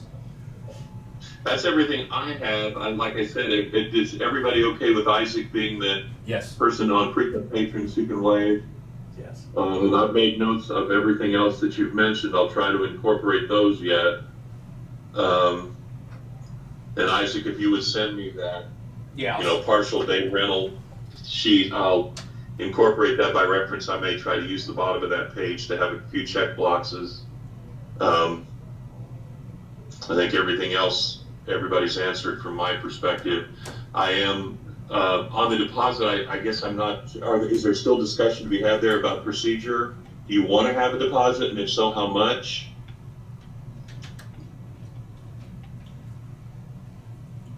What's it rent for? Well, that's half the haul, like for half the haul, half the day is $75. That's our cheapest, 75. Our highest is 300.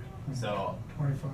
So, I'm gonna say even, I think 50 would be fair. I mean, I Yeah. think 50, because a lot of the times, I mean, when it's not cleaned, one of my guys will spend 4 or 5 hours in there cleaning it on a Monday, Yeah, I if, think you we know, would I want mean, I agree. yeah, I don't either. I mean, for it to be worth it. Yeah, I would agree with you. Most of the time, everybody says, oh, we don't want to keep people from renting it. By the same token, you don't want to be stuck with cleaning it up and spending the taxpayers' dollars for employees to go in there and clean up somebody else's huge mess, right. and have it cost us. You know, and anymore, you can't get some cleaning lady for less than 15 to 25 bucks a month, an hour, to come in and do anything. And if you get 4 or 5 hours tied up in that, the math doesn't work out well on a small deposit. Yeah. And you go into all the work to collect it anyway. And like the key, if they don't return the key, you'll have 50 bucks tied up in that as well. And on a bigger event, if they just walk away, Which, yeah. it's more than 50 bucks time Yeah. cleaning that mess up. And somebody else, oh, Yeah. 50 bucks just to Yeah, walk I away. paid $50 Yeah. out to. Yeah, if it's, yeah, Right. for me personally, put $100 deposit, I'm gonna be on people to clean up. If it's $50 deposit, Yeah. I'm gonna be like, Yeah. Yeah. somebody can handle Let it. them keep our deposit. Yeah, exactly. So I think I'm hearing $100 deposit. On a $75 rental? Well, make sure you clean it up. Okay. You get your $100 back. All right, I'm. As long as we don't lose customers over it. I'm just around. I'm just trying to read what I'm seeing. If I'm wrong, tell me. I'm just, some of these smaller civic groups, their treasury doesn't even have $100 in it. Well, right. I don't know how many use it, but I'm sure there's some. Make And I can word that, Kent, in that line right above it. The rental and deposit fees must be paid in order to secure the reservation. A standing deposit or single one-time deposit, I could add that, may be used or for frequent patrons or may be waived at the discretion of Isaac Heck. Yeah. There again, if you've got a little I think group that I meets think over that there would and be he wants to waive it, he can do that. I think that addresses the concern, because I agree, the smaller meetings, you're not gonna have $100 in damage, but I still say the bigger ones you do. Yeah. But they, So does that address the Yeah, concern? I think that addresses it. Okay, thank you, Brad, that's a good, very helpful. typically the repeat users are not going to mess up a good No. thing. Yeah. Right, Yeah. because then suddenly he's gonna come in and say, I gave you the benefit of the doubt, now you're gonna pay it because we had to clean it up last Yep, time. yep, this gives some No, discretion. no, gonna rent to you again. Okay. Well, actually, you just gotta pay for a thing. Okay, what else? That's everything I have, gentlemen, on that one. Unless there's something that, Tina, if you have something, I didn't mean to exclude you in terms of gentlemen here. But anything else you guys have, I wanted to keep this one, unlike my mistake on the first one, simple. And it really gets into quite a bit, but at least this way you've got a little teeth and something they can rely on, and they can't claim they didn't have notice. This is very minor, but on the full page, first page, second paragraph in the middle, it says instructed by the town employee. I think it'd be county employee. Oh, yeah, I've got Yeah, several. I'm sorry, you're right. I guess Tina has several. Yeah, I highlighted some And it's- grammatical type things to send to them, so. But our point here was the bigger. I always rely on Tina, because if Tina doesn't, Sherry will. Somebody's gonna read it and tell me I missed something. Okay, very good. I didn't mean to get in the weeds. All right, anything else on the hall rental, I think Isaac? this pretty much covers everything. Okay. Isaac, you Yeah. might also email me your schedule the rest of this week and next, and I'll just find a morning or afternoon block and make sure it works with you and get out there. I can definitely do that. Because I'll probably want to do it sooner rather than later, so I get that other agreement revised.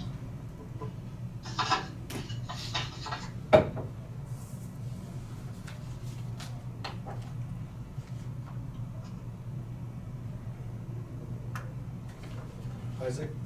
I was gonna ask, and Brad, I don't know if you sent that email, those emails to me. Did you have an agreement for storage? Yeah, I did not include that with these this morning because I thought we were going to spend a lot more time on that first agreement. But I have got some things in that actual agreement for storage, depending on what that applies to, and then a separate one that's just like a 2-pager. And it's these others. I don't know if you didn't get them, but I sent them to Park at Marion Co. Whatever. I got an email. When I sent these out. Okay, I got some stuff from last night, but I didn't have anything this morning when I looked. But I'll check. Okay, well maybe I didn't put that in correctly this morning. But all right.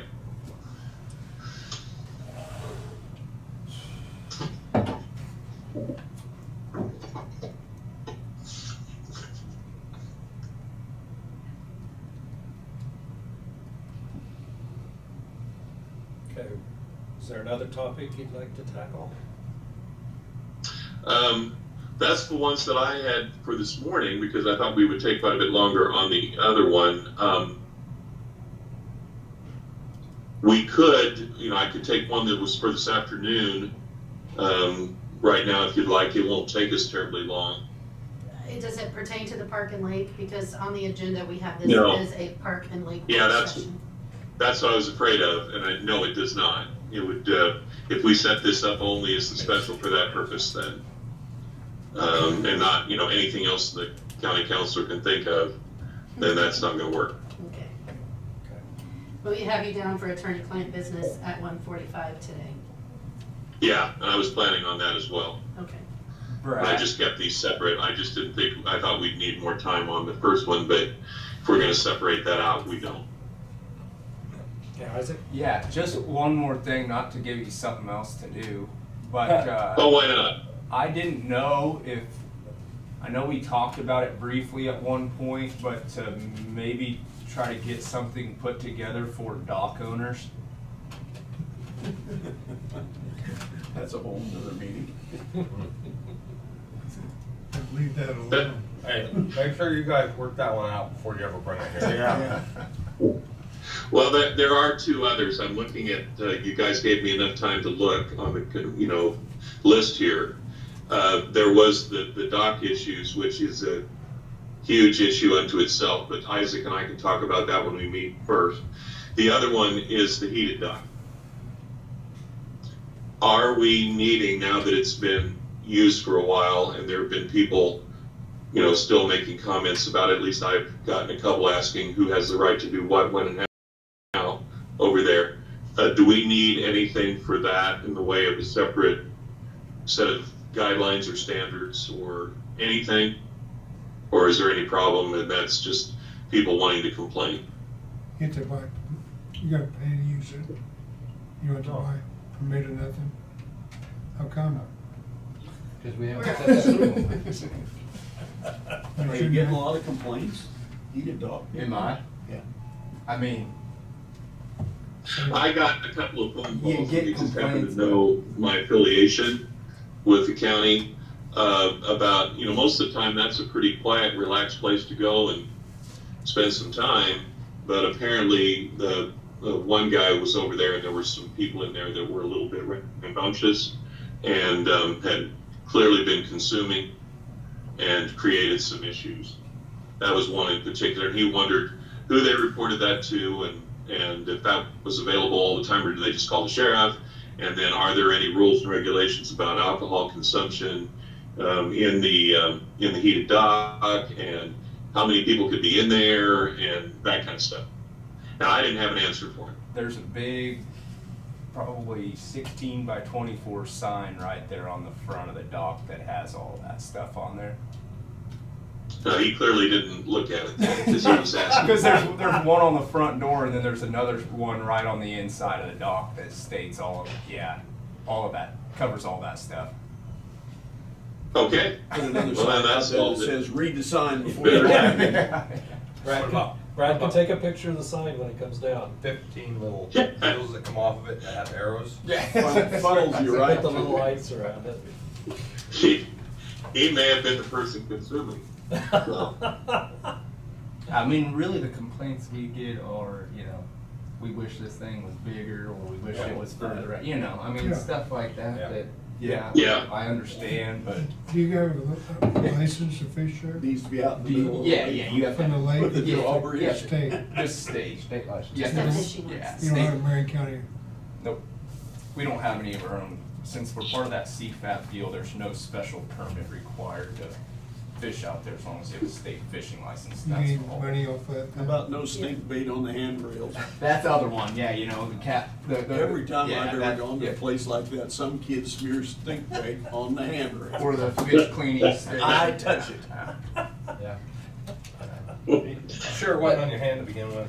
How about- Kid was the one doing it. While you're talking about the heated dock, are we not doing something we should be doing? Because there was a heated dock built when, way back, and then all of a sudden it was damaged.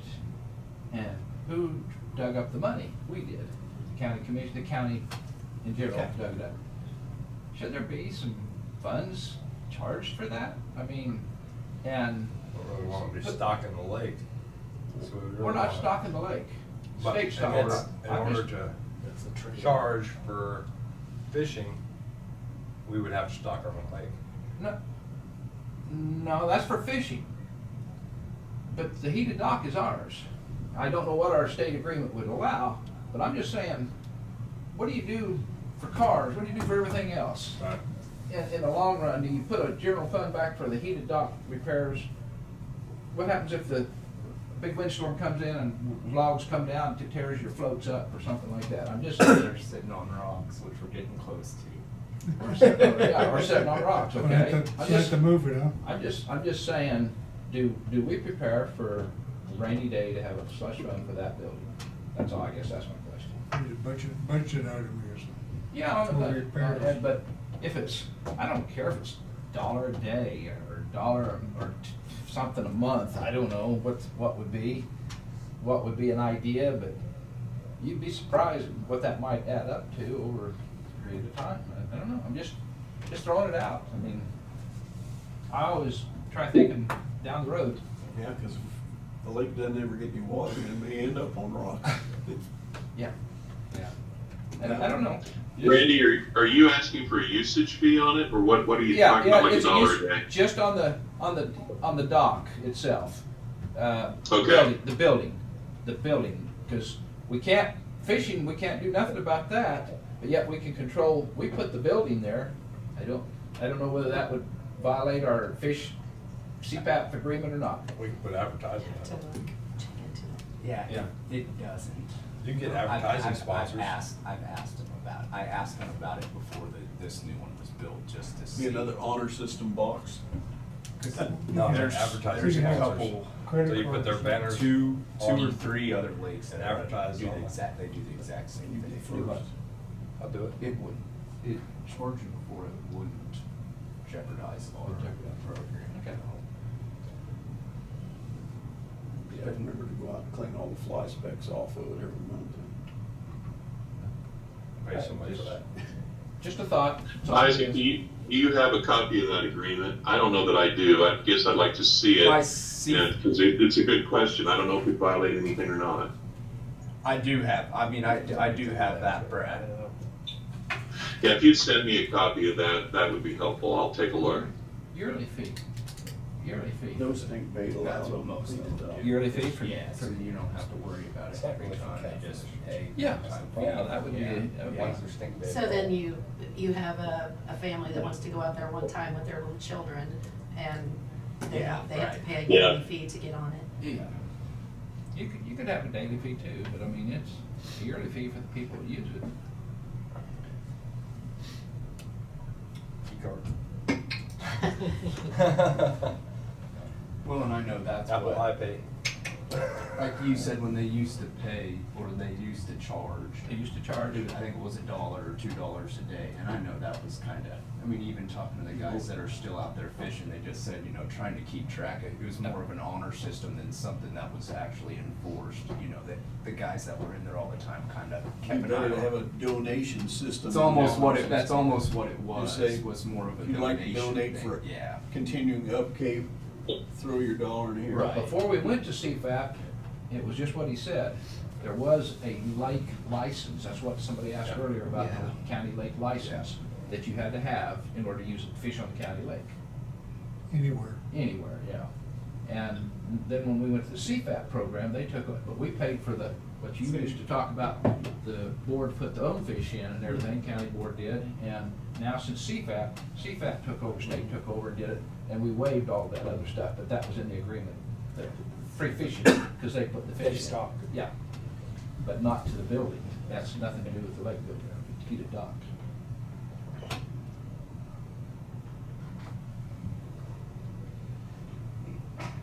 Okay, another topic. Or Brad, did you want to have more?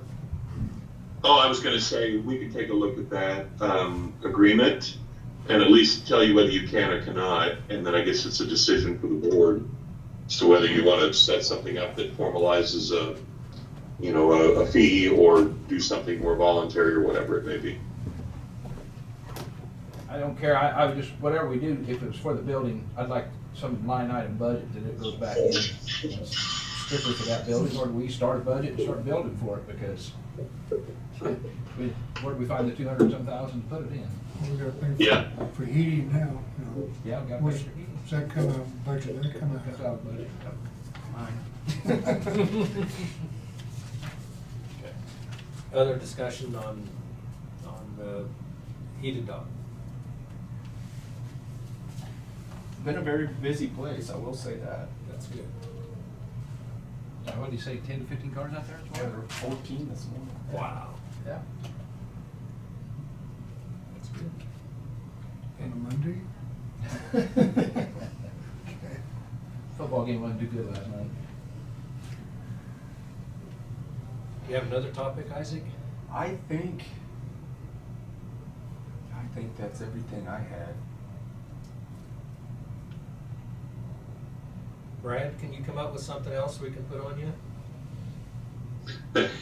No, I think the storage stuff is going to be similar to the trailers and stuff. That's something I'll just go through with Isaac because he's the one experiencing it and bring that to you. I don't see that one being a problem to try to address collectively with these others. The docks may be a bit of an issue. I don't know that we're going to get far enough, but that's going to be another work session, I think, unto itself. He and I can talk about it when I go out there, but that's just got all kinds of complications to what we do and how we do it. Well, it looks like the priority right now is get the trailer agreement hammered out. Yeah. And then work down through the other list. Have we gotten to the point where we can order repossession titles yet on that stuff out there? Yes. Yeah, our biggest issue is E-Flex being down, getting authenticated copies of everything so that I can then give it to another state agency so that they can take their sweet time to get it to us. Right now, we have to wait for everything to be sent from Topeka. So any quiet title action, any repossession, any of these that I am dealing with, they send all of that information to the various counties who send it on, or sometimes they'll send it directly. And I'm waiting on some of that information on several of these kinds of cases from several counties, including the stuff for Marion. Yeah, because I know that it doesn't take very long. Once you've got your documentation, it only takes about a week, 10 days to get a repo title. Yeah, the title itself is not the issue. It's the authenticated copies of everything. We used to be able to download, and then it has the certification on it with the judge's I approved signature kind of thing and all of that on it. Well, we can't access and haven't been able to for months the electronic system once it was hacked. So now you can drive to Topeka and pick those things up, or you can wait for them to send them to you. Okay. Any other questions? Do we have anything, this is County Lake, do we have anything going on this, in case you see it, Brad, the Veterans Memorial deal, is there any, where are we at in that ball game? I don't know. Haven't heard anything. I don't honestly either. The last I knew, we had done that survey. I've got that file separated. But I'm kind of, I don't know. I guess that's the short form answer.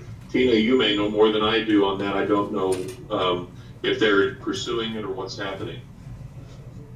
Waiting for grant funding. I think they weren't they supposed to be setting up a 501c3 or something to be able to move forward? But I haven't heard anything, so maybe Isaac knows. The last that I heard is that they are just trying, they're still trying to raise money. They're still trying to hit a money. Okay. And I think that's where their 501c3 came in. They were trying to get grants and found out that they couldn't qualify in their own name without having a specific 501c3 that qualified them as a not-for-profit making the submission and request. But again, that's memory. So, and I haven't heard any more from anybody.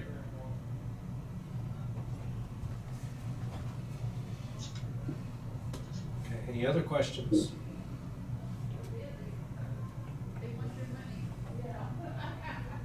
Isaac's thinking. Yeah, I think I think that pretty much covers it for me.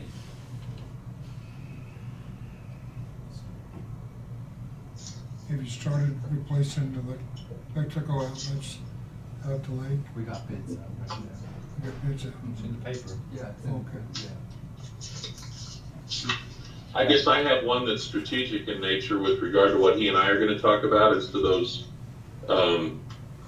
trailers. Is that a business that the county, it's an unfair question to ask, but I guess I just wanted kind of an initial reaction. Is that a business that the county wants to stay in, or do we want to look at some other alternative divesting ourselves of that? It's illegal for us to vote in work session, Brad. Well, he's asking Yeah, for I'm direction. not asking for a vote. I'm just asking for general commentary. What would that take to divest from that? Basically, there's several ways that we can go about doing it. Ultimately, you can, like any other public property, if we chose to go the appropriate route, we could convert it to private ownership and get out from under it completely that way. You can change, as we're looking to do here, the structure of how we manage it, but we still own it. And at one point, several of the commissioners, at least according to my note, mentioned the possibility of just getting away from it entirely and not having to deal with it anymore, very much like some of the other issues we've got out there that would be solved if they decided to become their own community. But this is a little different.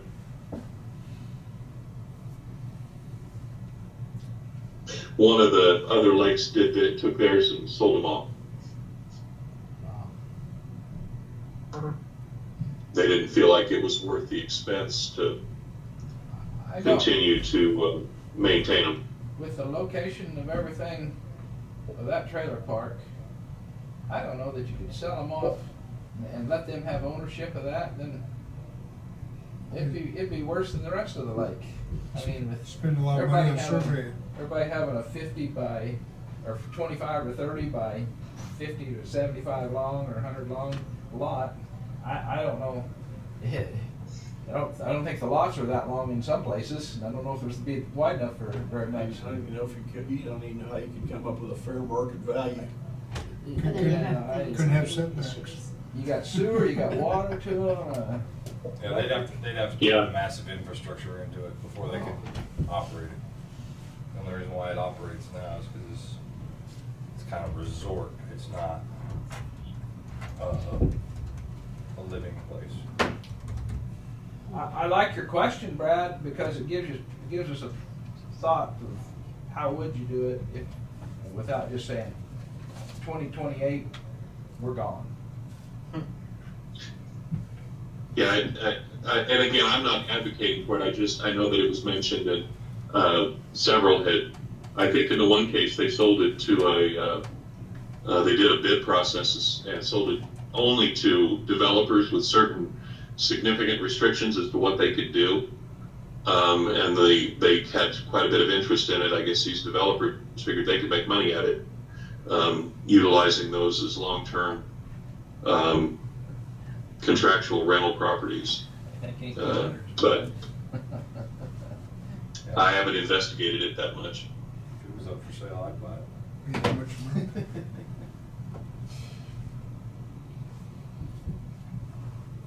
That's a gold mine right there. There was a plan brought before this commission to put rental cabins at one time. Yep. But that was because maybe a commissioner was involved and some of the public got a little upset, but yet a lot of people didn't want to see some of that too, so. I'd like to see it. I mean, that was I don't know if Wildlife and Parks are still building any of those or not. They have one over at Maxwell. Yeah, they have quite a few of them now, I know. There's a couple of them out at Tuttle, Manhattan too. I think El Dorado has a handful of them. It's a nice. Didn't Milford also get some, or Cheney, somebody? Milford. A lot of them do. A lot of the reservoirs do have at least one.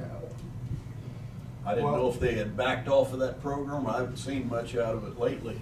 I think they're still doing it because they had, at the state fair, they had Quite information Yeah.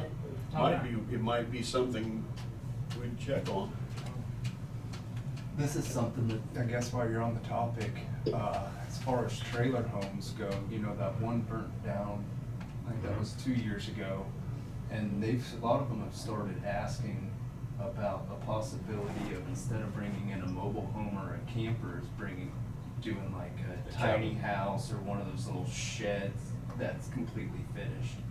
Well, what's your anchoring policy on your trailers? So right now, it follows this Kansas state statute, which you have to have 6 anchor points on a trailer Yep. or a mobile home. Whether they're over the roof or they're underneath to the frame, that's up to you. I'm trying to think, there's a certain guideline on that, but So if they were brought in on skids, they still met that? you could. I mean, and I don't know, I guess that's kind of one of the things that I had a question about, is if that was something the county did, would that change this from being a mobile home park? Which the way that it's stated now, would it mess something up, or would it? Also need to check that it would be allowed in zoning. Right. Yeah. Because I know right now, I agree. right now, the main thing is that, nothing's permanent. You can't have a foundation or anything, but I mean, with those sheds or those tiny homes, most of those they're just on skids. And so I would think you could anchor them on But the way he's changing it is to a lot lease agreement. Right. And so, that's, Doesn't have mobile home Right. involved in it. right. I just know that a couple of them. But I think Pick it- up a forklift. That is one of the questions I had about that agreement. Wouldn't you have to say mobile home? I mean, because that agreement doesn't mention mobile homes at all right now. I think wouldn't you have to mention it? Yes. Yeah. If I'm gonna go ahead and specifically, I mean, it needed that tweaking anyway in terms of nomenclature, but I left that alone until I knew whether I was gonna try to do one agreement for all, which was a galactic mistake on my part. So, Thanks for clarifying I'll that. I was specify it. curious. the public's already voted on you. The one resident we had, we ain't got nowhere in an hour and a half yet.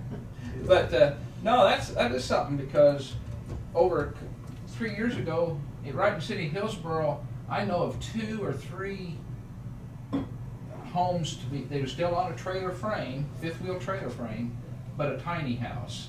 And they built them right in their yards in Hillsborough, and then they was headed out to different locations. But I know of 3 residents over a period of 3 years ago that was doing that. And so what would happen if they wanted to come put one on our lot right over there, That's a good question. I mean, Well, and I know too from And talking. improve it. well, yeah, I must say it would. You can also, through planning and zoning, you can also create an overlay within that area zoned.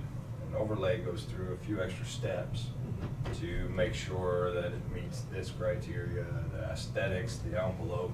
All these things have to fit, and then there is a variance for that one application. I'm not so sure we don't need to get ready for it. I mean, It wouldn't hurt, because honestly, some people are willing to build the Taj Mahal on wheels. I mean, you Yeah. want to improve the place, Yeah. and they're willing to jump through the hoops, so Yeah. give them a pathway. just do it. It's like a location you can't buy, I mean, it's Well, and I know too, not like gonna be what, more of them. with his They're situation. selling them completely furnished, or, I mean, completely finished now, and they're pretty pricey. Isaac, you're, Well, I was just gonna say, like, in his situation, the one that did catch on fire, because according to the lease agreement, if you're bringing in a new mobile home, it has to be newer than, I think it's the way it is now, 78. 8 or something Yeah. like that. But like he was saying, all of them that are newer than that, they're all 60, 70, 80 foot, and none of those will fit. So he can find older ones that would fit in his lot, because his was older, you know, his grandfathered in, but he's having a terrible time. So now there's it's like a fifth wheel that he's got parked there. But, and that's like what he's saying, is it's hard to find a mobile home that's new enough but still small enough to fit. And so that's kind of where the whole thing got brought up about, well, what else could, because he didn't really want a fifth wheel in there to begin with, but, and he's still trying to find something that he can pull that out and replace it with. And I know that's kind of been the big, I guess, issue there, is trying to find one that's new enough, that's small enough that will work. And that's just been mainly on the back row, right? Yeah, well, yeah, I mean, Lake all- Shore Drive. Yeah. So it wouldn't be a bad thing to check with planning and zoning and see if that area back there could be, to be either or. But you don't like much, if you're gonna go through that, would you just let it do the whole thing, the whole part? Yeah. No, I just figured you'd try it out on that back row, Yeah. and then if it wasn't causing a lot of grief, then you could open it up. But I do like some sort of anchoring system and built into them. Well, you don't want them to roll over in a windstorm. Yeah. has to be. You don't want them to catch on fire and light the neighbor on fire. I mean, you want to make sure that they're doing stuff up to par. Yeah. And all the over-the-top anchoring system is, sometimes it's built right in the trailer. Oh, yeah. You don't see it even. Yeah. It's just got two little tabs that hang out. I didn't bring Yep. lunch Yeah. today. Just drop it down. no, that was a good topic. Come up with another one for us, Isaac. Because that is becoming popular. Oh. Yeah, and it's been, I There's mean, pretty- nobody they has are.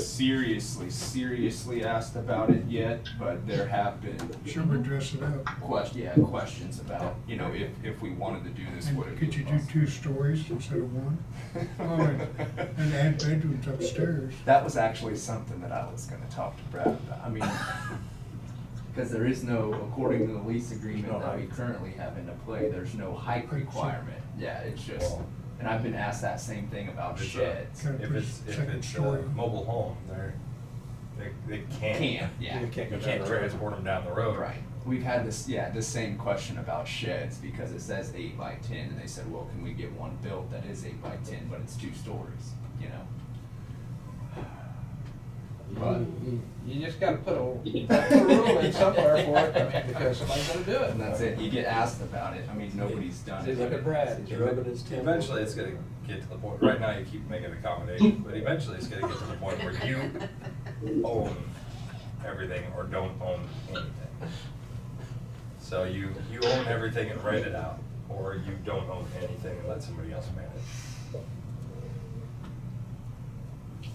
I think we should maybe make these agreements something that are in notebooks, not a bound volume, because they feel like they're gonna change every 2 days.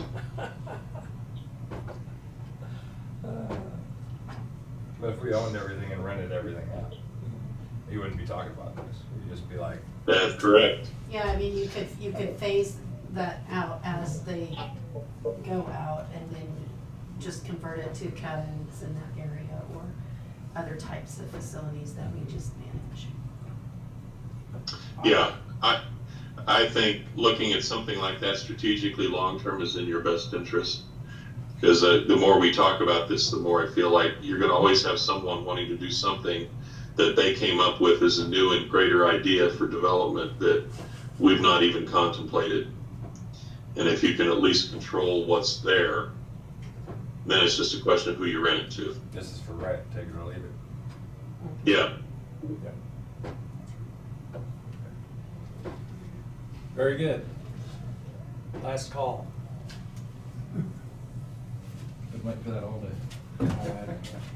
For a recess. I already put it in the agreement that there's no alcohol.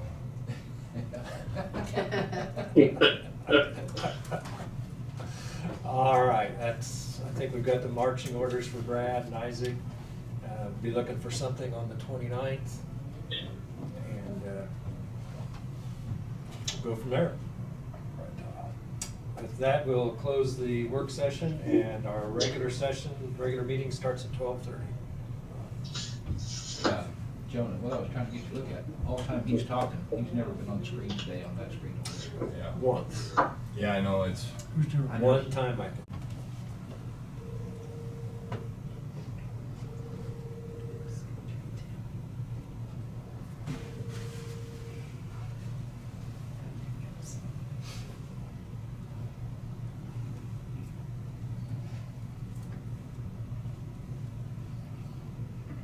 Will now be recorded. All right. Unknown caller. Welcome, everybody, to the December 18th Marion County Commission meeting. We had a work session this morning, but this is our regular session. So we have some members from the public who would like to speak. This is a public forum, so if you don't mind, if you could come up to that chair, please. That's for our online people. Okay. That way, online people can see you and hear your comments. Oh, boy. Don't know if I want to see me or not. I'm actually here, commission meeting, to give you a history Okay. lesson or report. Good. I've been out, Your name? John Siebert, and I live on 1424 Yarrow. Okay? Yarrow Road was blacktop back in the 60s. And of course, all the county trucks running up and down and got potholes in it because it didn't have, you know, a real good base. So they tore up the blacktop and ground it all up.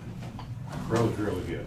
So back in, I think it was probably 30 years ago when they built the bridge on 77 Highway, and they detoured all the traffic over Yarrow Road. Because Yarrow Road is an FS road. It's a federal service road. Okay, and then the road was good for years. And then when they worked on Highway 150, they started hauling all the rock trucks out yard, and they destroyed the base. And they were supposed to bring it back to what it was, but that didn't happen. They spread some gravel, but not enough to put a base down. And the rock we're hauling on it now is so soft, you can't get a base on that road. When they grade it, they're trying to get a crown on it so the shoulders are just basically dirt. And if you meet somebody, you got about pull over and stop and let them go on by.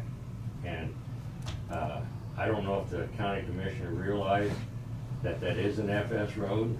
You get money from the federal government to maintain that road to a certain standard. It's not up to standards. Now, in thinking about that, I'm sure I can get on the internet and find out who's the inspector for that road and have him come out and inspect it. And I tell you, it's not gonna pass. So that's the history on that road. So, just so you all know. Any questions? Yeah, I don't know about, where can we find that FS deal? Because I haven't seen nothing that says that the county's getting some money on it. Well, I know when Eddie Robinson was working for the state, and he's the one that told me that is an FS road, and I've heard it before from the state. So you might go to the state and find out. That's news to me. I mean, the south end of it used to be my area. Right. Yeah. I didn't know nothing about FS roads. Right. Yeah. The other thing is what he said is just, yeah, it's. You know, in case, of course, we don't have to worry about these days, but in the case of war, and they bombed 77 Highway, and that was the main highway, then the Army had an alternate route to go take, and that's why they called it an FS route, for the military to haul their tanks or whatever.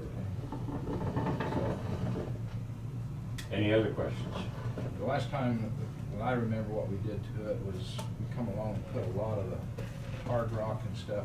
You put one layer of that gray rock, I think Yeah. it was that audible rock on. It's been 3 to 5 years. Right, and then the guys putting that on there, I was talking to them and they said, well, we're gonna leave this for about 30 days, then we're gonna put another top dressing on that, which never happened. If it had, maybe we might have had a base. But we don't now. If you don't believe me, go out there and drive No, on I right don't. now. No, I I mean, it's, even in the main part of the road, the rest are this deep, even down the center. There's just no base, and, you know, you gotta have a base for a road. I mean, I don't care how much this rock you haul on it, and I don't know if it has to have some bigger rock hauling on it to start with, which is a job, because it's a booger to drive on. But if that's what it takes, maybe that needs to be done. I'm no road expert. I think that's needed in a few areas. What's that? It's gonna be I think that's what's needed in a few areas. Big Yeah. base rock, and it's Right. gonna be a booger to drive on. Oh, yeah. But everywhere it keeps repeatedly breaking through, Right. it needs to be, You need a it needs base. to have that, and it needs traffic to drive it in. Right. Before you go with a top coat. Yeah. And, you know, I hate driving, I've been on some of the roads around the county where they've done that, and it's a bugger to drive on. You don't go very fast. But if that's what it takes to get a base, so we've got a good road again, you know, but, Have you made a report to Road and Bridge or request? no, I haven't. I figure you guys can do that. Okay. You have more pull than I do. We do have, some of our personnel have changed, and we've implemented a system. Yes. Where people call in, and if they're supposed to be responded to, if not, then we're able to follow up on it. Oh, okay. Well, We're hoping that system is more respondent to needs okay. like yours. Well, I thought it'd just come to the Sure. head honchos Yeah. first. Start at the top and go work your way Yeah, down. right. We have introduced a system called PubWorks. Yes. And so when those calls come in, it goes across to all the guys' tablets. Okay. And so when they go in a certain area, they're able to see that there's a report made, and Okay. they can visually check it without having the road boss shooting all over the county. I see, okay. I was unaware of that, I guess. Well, we're trying. Yeah, well, that's good, yeah, so. Yeah. Anyway, Thank you, John. you bet. Yes. And thanks for listening to me, I appreciate your time. Yep. And, we'll see what happens. Okay. All Thank right. you for coming in, and Oh, yeah. we'll check into that FS. FS. FS, Yeah. Federal Service Road. Okay. Yeah. Well, have a good rest of the week. Yep. Okay. Becky, I think you're on the agenda, 115. Any other public comments? How you doing? Sean online. Does Sean online have public comments? If so, unmute your mic. Yeah. Classy. Evidently not. Okay, we'll close public comments, move into agenda approval.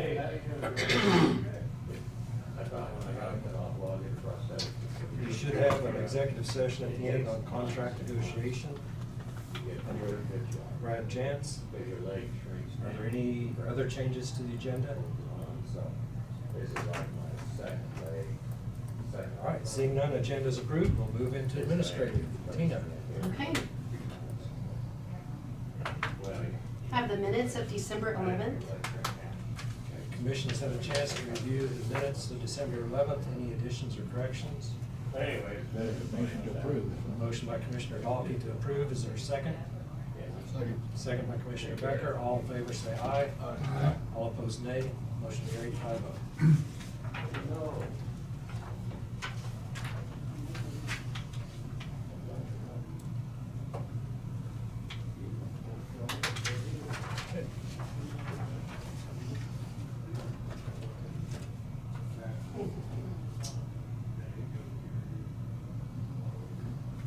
Okay, so not on, in your packet, but on the table today, you have transport fuel bids. I would make a motion to go with MFA Oil, based on the, not knowing that the other bid has any real property in Marion County. Okay, there's a motion by Commissioner Gehring to accept the transport fuel bid from MFA Oils, the amount of $24,638.85. Is there a second? How can we find out whether, like you said, well, I went down. yeah, I but I went down mean, and checked it may not be done through the loops yet, is what I'm saying. And they might be operating under the old name. We can do that too, just like Atmos did. They operated under Greeley for a while. When that was sold, that was a company out of El Dorado that sent Yeah. us the one bid. And that's why I'm. But I don't know if they've now been sold to this. Yeah, oil I just company or wonder if we not. can figure out. This other oil company is a transporter. Okay. How do we get the bid? Assuming our, Call it as a. yeah, it was just trying to get other people to bid it. Brings up a good question, though, whether we take any business outside of the county or not. It's close enough that, Yeah. Do you know if that was bid through a local company though? I mean, if they're just a transporter, how could they bid? because it's a aerial, it's a transport fuel bid. So basically it's, right, they bring in and dump fuel into our fuel tanks. I'm just thinking if they're a transportation company, they wouldn't be buying fuel and then reselling it to us. It could be.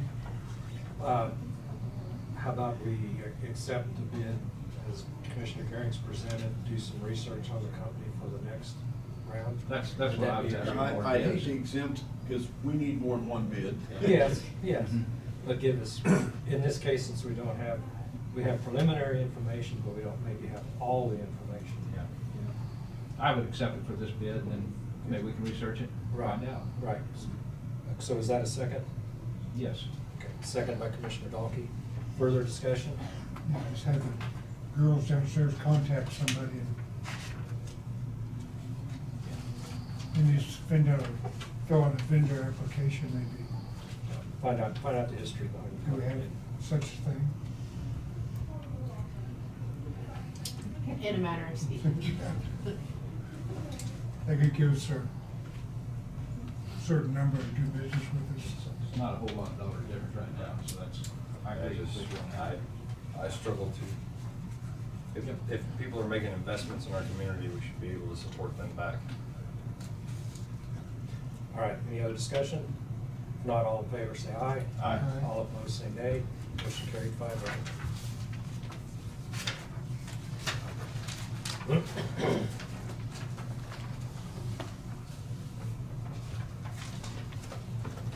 And we do have change orders. Okay. It's getting thicker.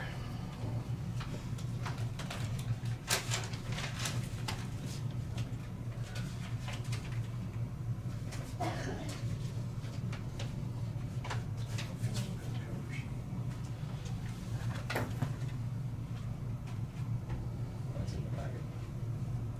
Those some.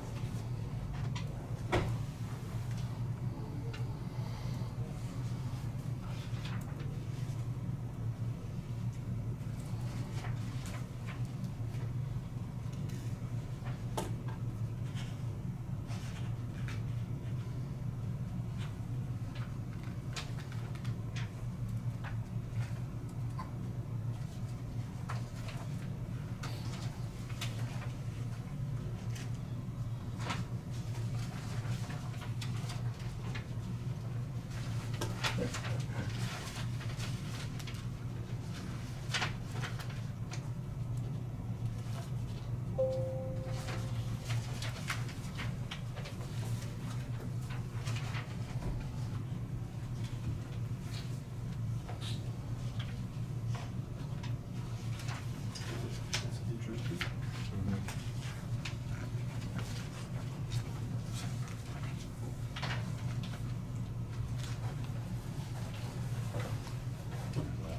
That's a new one.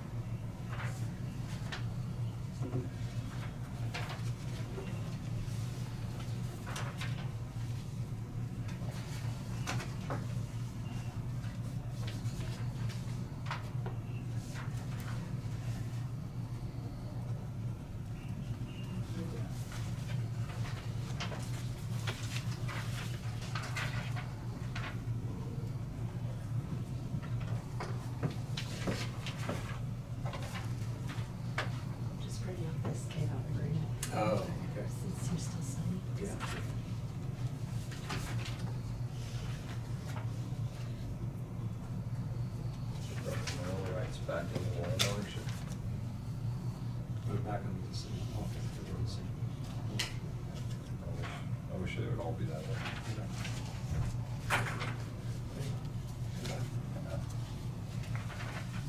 I hate that. It's black.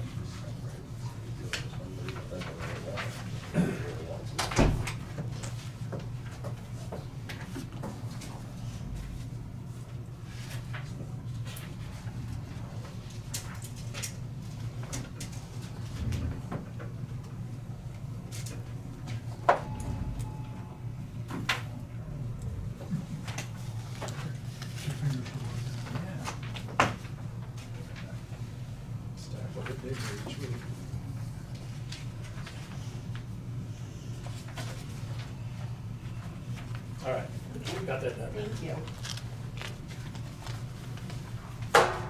In your packet, you have a project agreement. This is for the local bridge improvement program for the replacement of the bridge that was approved at 310th and Mustang. So this would need motion and vote to approve the agreement, and then all commissioners. I'll make a motion to approve project number 057 C-5272-01.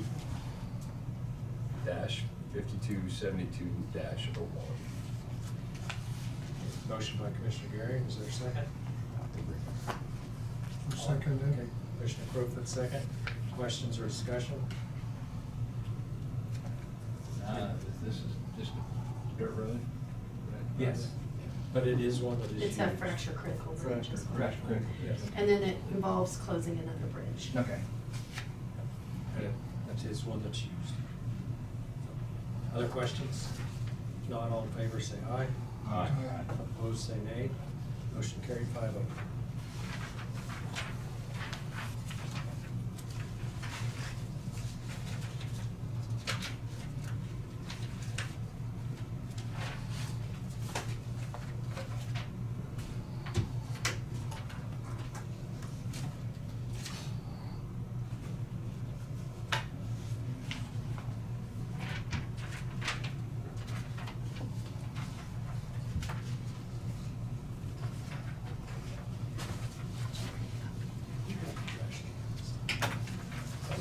fuss about it, somebody made sure it was here. Somebody had my back.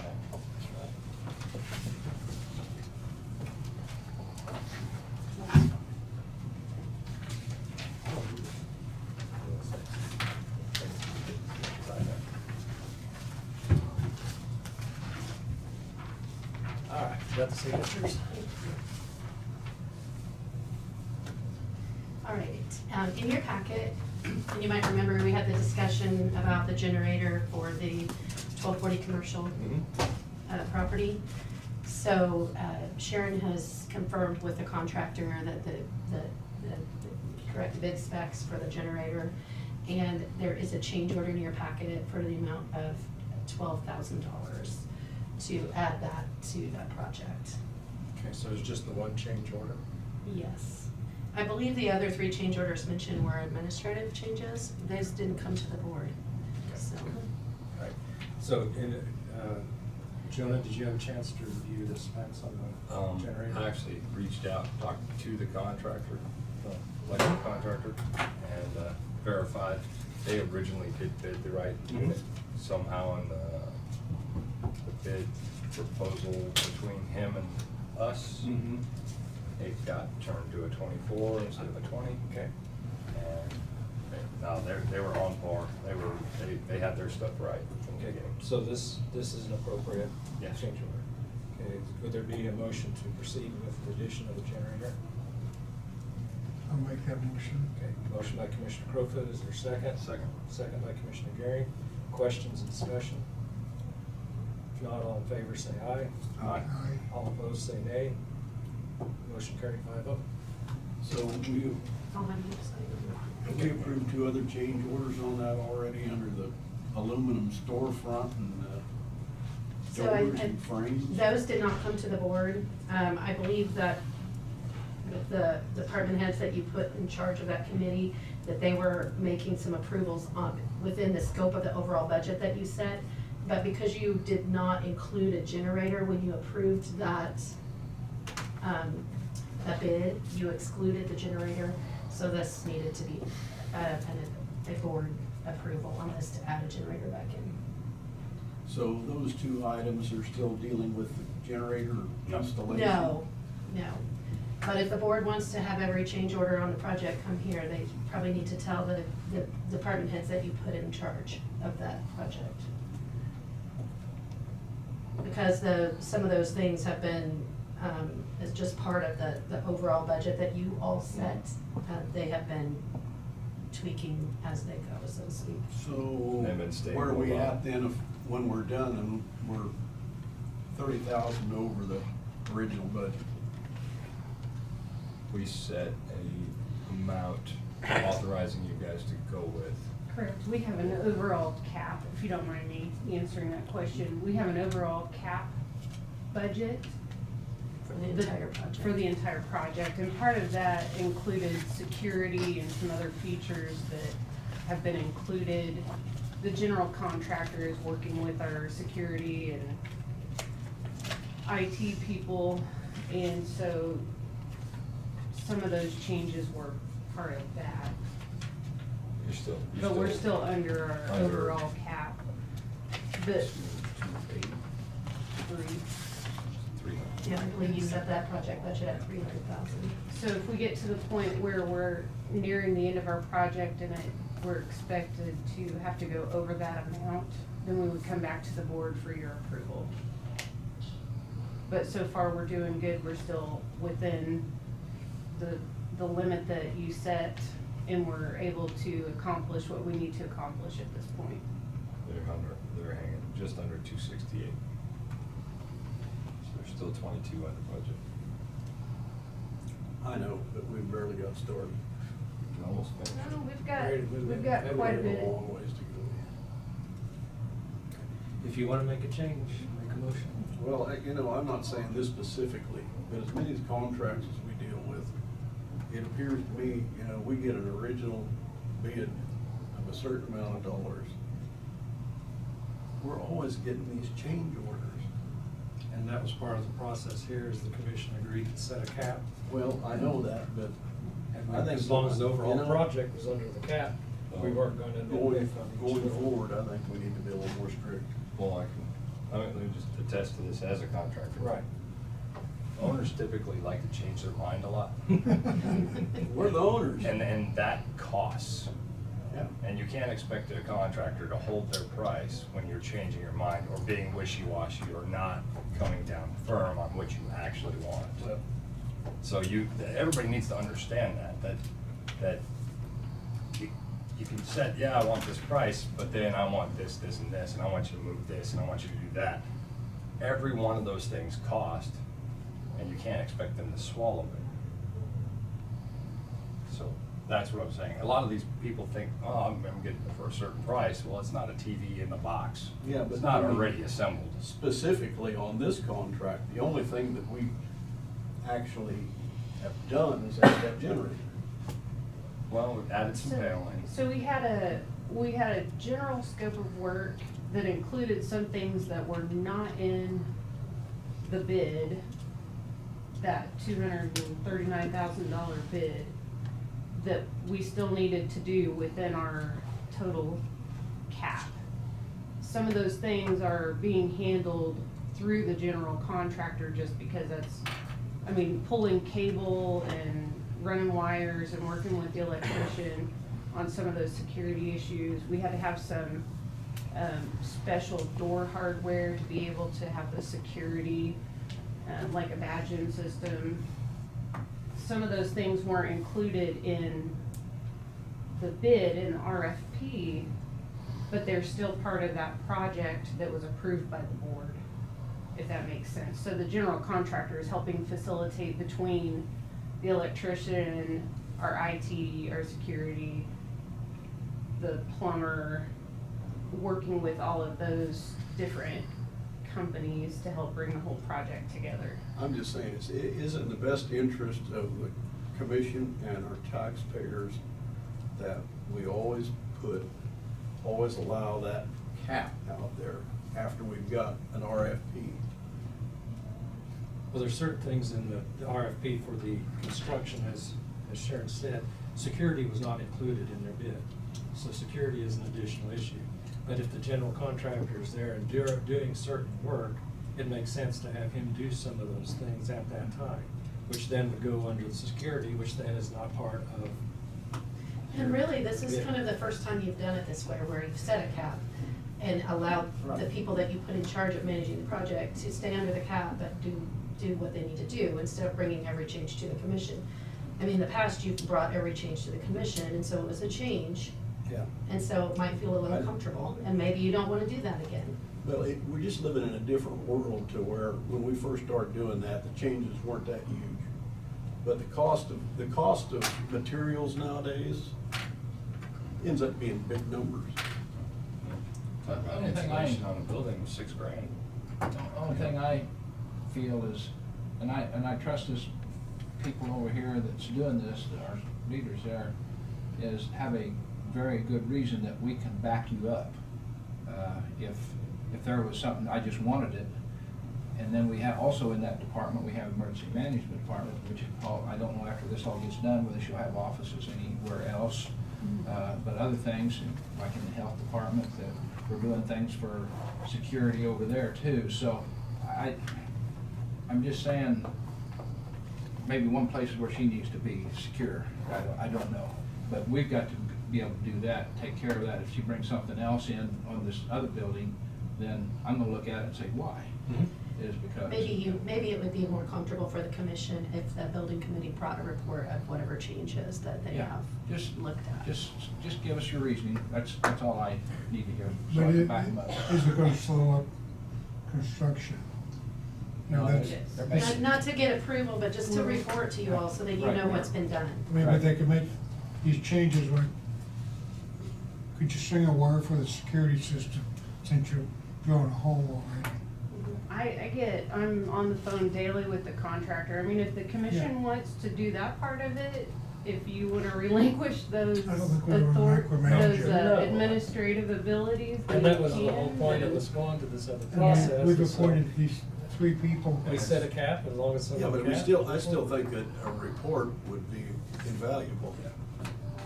That's what Sharon's doing here today. Because it, I mean, it made you look, when we saw that in our packet, it made you look like, what's going on? There's only one we're working on, and what's the other two? Mhm. So I looked at the other two, and that's, you know, I saw them in the packet, and that was Mhm. it. So I understand where Kent's at. But that's, like I said, I know that they've got a reason for it, just so I know the reason, then I can back them up on it. Okay.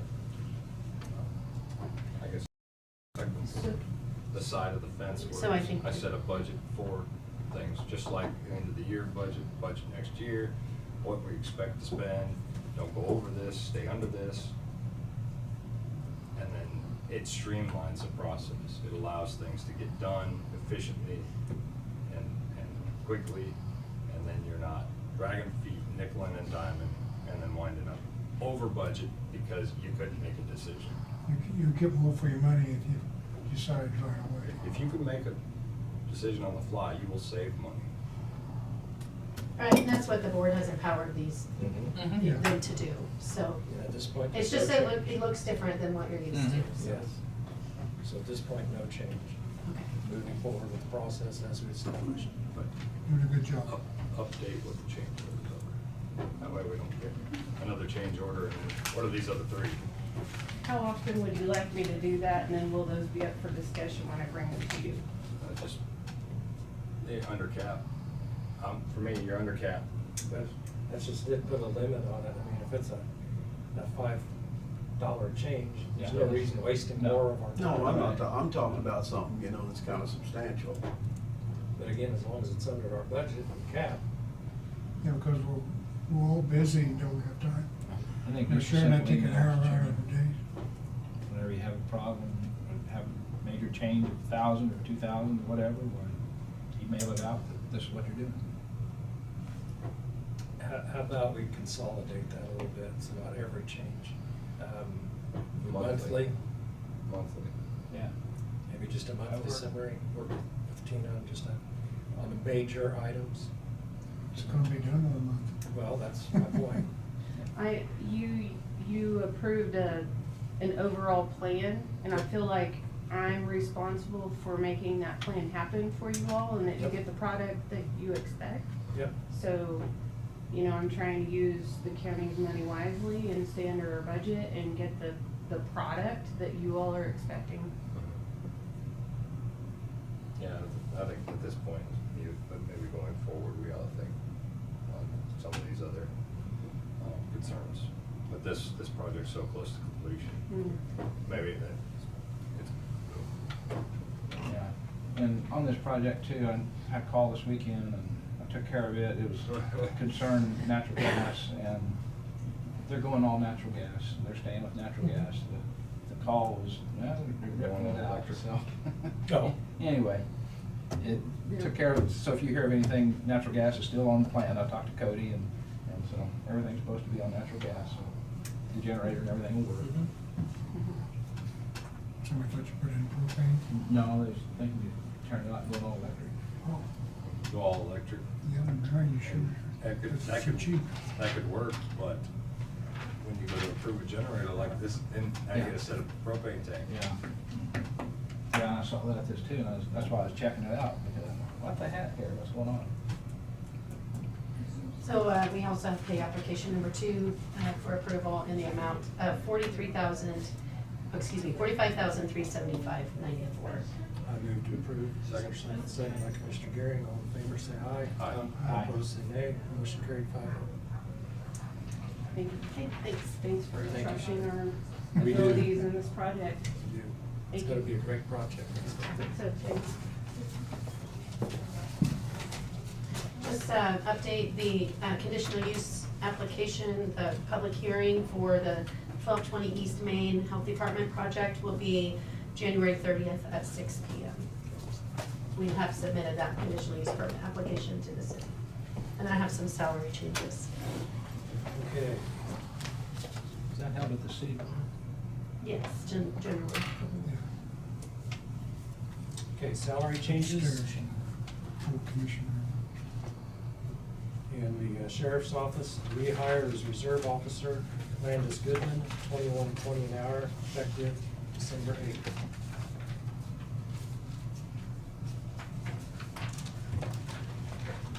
In the treasurer's office, update on job title from deputy treasurer 1 to deputy treasurer and additional duties. Julie Winsmeyer from $3,415 to $3,482, effective 11/21/23.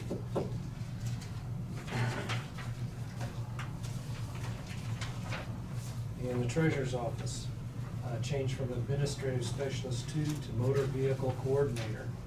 Michelle Ryder, $2,799 per month to $3,307 per month, effective November 21st.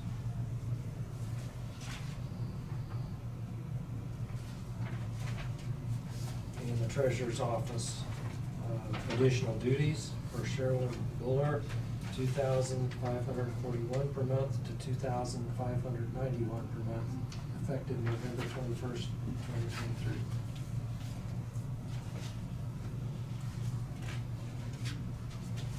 And in the treasurer's office, additional duties for Joyce Ryder, changed from $2,541 per month to $2,591 per month, effective November 21st, 2023.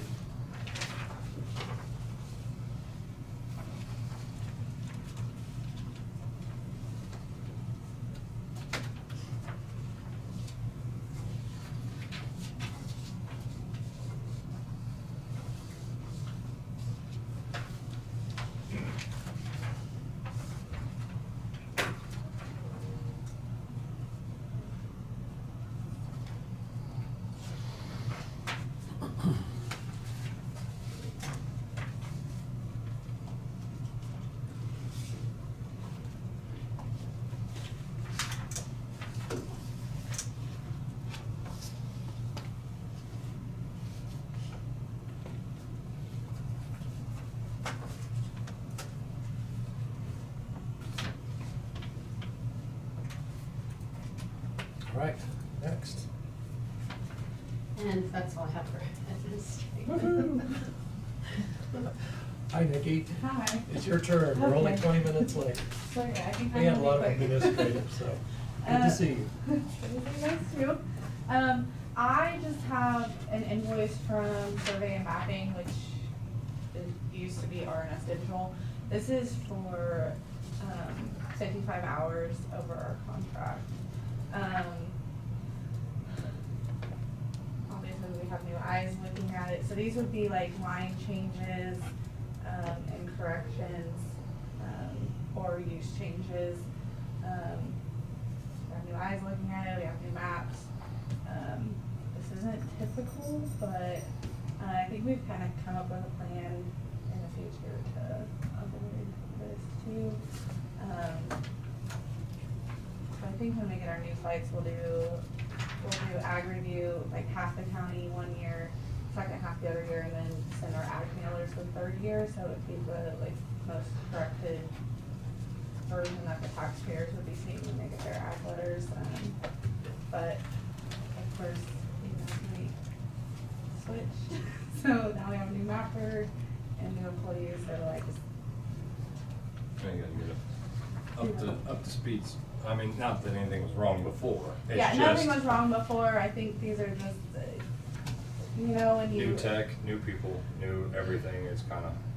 Yeah, but I mean, the images are clearer, so that changes things. A lot changes in 3 years too. I mean, trees grow, people take trees down, take them out. A lot changes in 3 years, so. But who's charging us? The company, which used to be digital? Yeah. Digital company? Yep. And they're charging us because of the changes that they see? It's not because of our employees? No, but it's changes we see on our end. So we Okay. do all the ag review ourselves. So Shelby looks at the entire county through the imagery.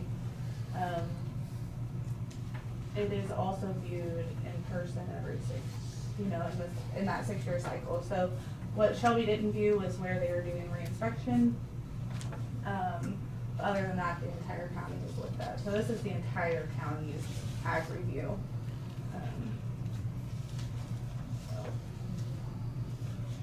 They caught a lot of good changes, and I don't know. Yeah. Bruce is like, there's probably some things that didn't need to be changed. We're all pretty particular, and we all just have, right's right, even if it's just a little piece. There's a whole lot of difference between hedgerows down now than what it was in the last picture, is what you're saying. Yeah. And then your pictures are getting better too. Yeah, your Right. quality of imagery is better every time, but, So it's more accuracy. Mhm. And your overlay could be a little bit off, but it is definite, well, I mean, and it's new eyes, you have somebody, and nobody did anything wrong, it's just, you could stare at a picture and I could see something different. How much is the overage, the It dollars? is, $6,875. So the board understands that we got a bill Yes. because we Yeah. exceeded the contract Yeah. I'll hours. make a motion to approve. You just doing a better For job. bringing us up to date. Not a better job, we just have better quality imagery. Second. We have a motion by Commissioner Gary, second by Commissioner Dolphy to approve the additional billing for the overage. And what words did you, I'm sorry? To bring us up to date. Thank you. On new digital imaging and scope and making right. Thank you. Also, Steve. But I sorry. need to take Sorry. that, sorry. Oh, sorry. Other discussion or questions? If not, all in favor say aye. Aye. All opposed say nay. Motion carried 5-0. Had to make that official. Don't make me nervous. Yeah. Still. I know, we're scary. Steve from Document 360, he came in and talked to Shelby and brought back a quote to me. I think I was gone when he came in. It would be for an upgraded printer, like mapping already has. It would be quicker, image quality's better, same price. It is on contract. They cover all your toner, ink. Yep, All that. and it's a lease agreement, Right. which is what the current one is on. It's the same thing across the board, just the printer's better. What was the old lease? Dollar wise. $329.95 a month, and it's the same this year. He's pushing that after the first of the year, it could go up, in price. So your price is still the same, but you get a better piece of equipment? Right, Yes. for the lease agreement, Just sign same up. price. Sign it for another 5 years. We So, sign it for more years, yeah. Yeah, it would be we would be renewing the lease. But I think it's But they do When- the- Is that annual or is that for Yeah. several years? several years. when those printers break, they're a 63 pain. months. So having somebody come in and take care of it is so much of a blessing. Mhm. Other questions? Is there a motion to proceed with Motion. the renewal? So motion. Motion by Commissioner Gary to Second. proceed with the renewal at the new printer at the new price. Second by Commissioner Becker. Other questions, discussion? All those in favor say aye. Aye. Aye. All opposed say nay. Motion carried 5-0. That was a nice. I'm glad I can help you guys get back on track. Thank Better you. printer at the same price. Yeah. Thank you. Thank you. Okay, Krista. Get you back outside to the sunshine. Yeah, it's sunny. So I only have, I know on the agenda it says 2 grants. The other one they did not send to us electronically yet. Okay. It was for the mini grant, injury prevention grant. So we do not have that one. I'll be coming back for that one. Okay. And this other one is the grant that you guys had approved for me to apply for, the workforce development grant, but we received notice that we're getting it. And it's in the amount of $76,507.92. This is the actual agreement for it.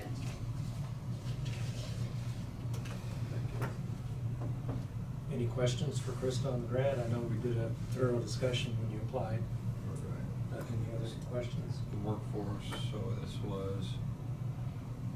So this is it's a federal grant that KDHE But you use- applied for, but then they have to spend 40% of it has to go to local health departments. And so then local health departments apply for it. And it's used for workforce retention, it's used for education, so it can be used for like our conferences, for registration monies. to send people to classes. Can be used for conference rooms. No, not this Grill, one. maybe. Not Grill. this one. Could start rentals. As long as it's, energy efficient and green or something. Solar panels. So this grant is mostly, they learned that over, in Kansas, 50% of the workforce left. Even, and a lot of them were leaving prior to COVID. And nationally, they were having the same trend, and so that's where they came up with this grant. And so our plan is to use it to retain employees. Our plan is to use it to educate employees, like the Governor's Public Health Conference that's coming up in March. We can use that for registration costs to send people.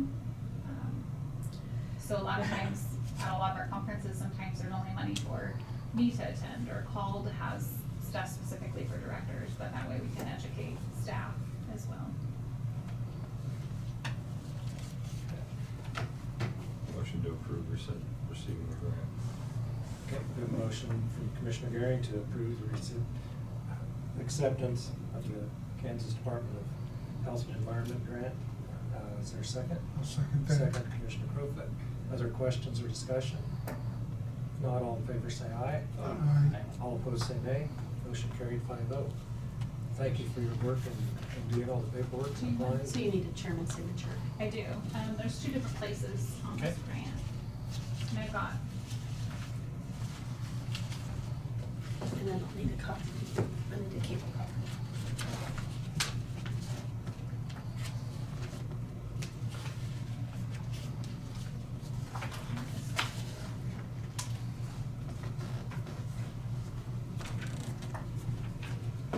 Get some tapes to sign here. yes, there's 2 places. There's one. On page 7 and page 13, or I'm sorry, 11. Page 7 and 11. You see where it's at? Subrecipient. Yes.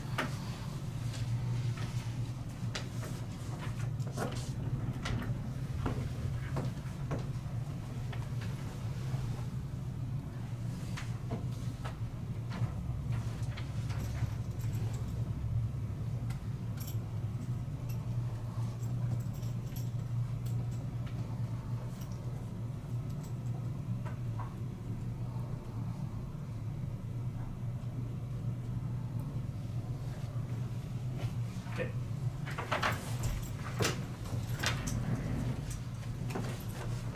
All right, thank you very much. You just come back. Yeah, later this I'll week. just put it in your, I'll put it in your box if that works. Okay, thank Thanks, you. Krista. All right, Becky, after that long wait, it's such an exciting, riveting I've not come to this session. meeting before, so this is interesting. Appreciate you opening your agenda and giving me Yes. time. Yes. I'm Becky Nickel. I work as the director of the Peabody Community Foundation. We've been around since 2000, and my board chair, Ron Traxon, is here offering me all the support. So I'm here to ask for support from you all for our work in Peabody, specifically around our efforts to improve and increase the housing stock.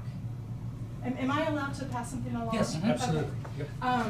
The Housing Committee's been working in Peabody for 2 years. Work that the foundation has supported, and we established an expendable community improvement fund. We're seeking to grow that fund. So that's kind of back information. Currently, we have an opportunity with Patterson Family Foundation for an up to $70,000 match for matching money. That is handed off to our foundation, unrestricted by Patterson's, as long as we can raise the money. So, some of the work that you see on that sheet that we've done, we completed the housing assessment tool.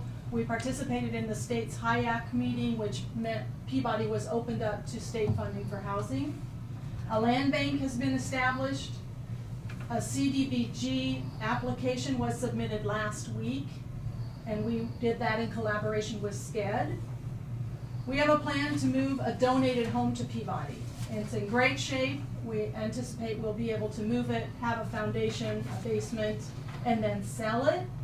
And those funds will allow the land bank to take more initiative. Will become a rotating pool of money. Like a lot of communities in the county, the lack of housing in Peabody's been an issue for years, and it impacts the health and sustainability of our community, especially that of our school district. But I have other news. Due to the unparalleled generosity of our community, we have actually met the $70,000 match. Oh, really? 70,000, yes. Wow. We've met the total. But when my board heard about this opportunity, they were thoughtful and allocated up to $5,000 to each of our component funds, organizations, and funds.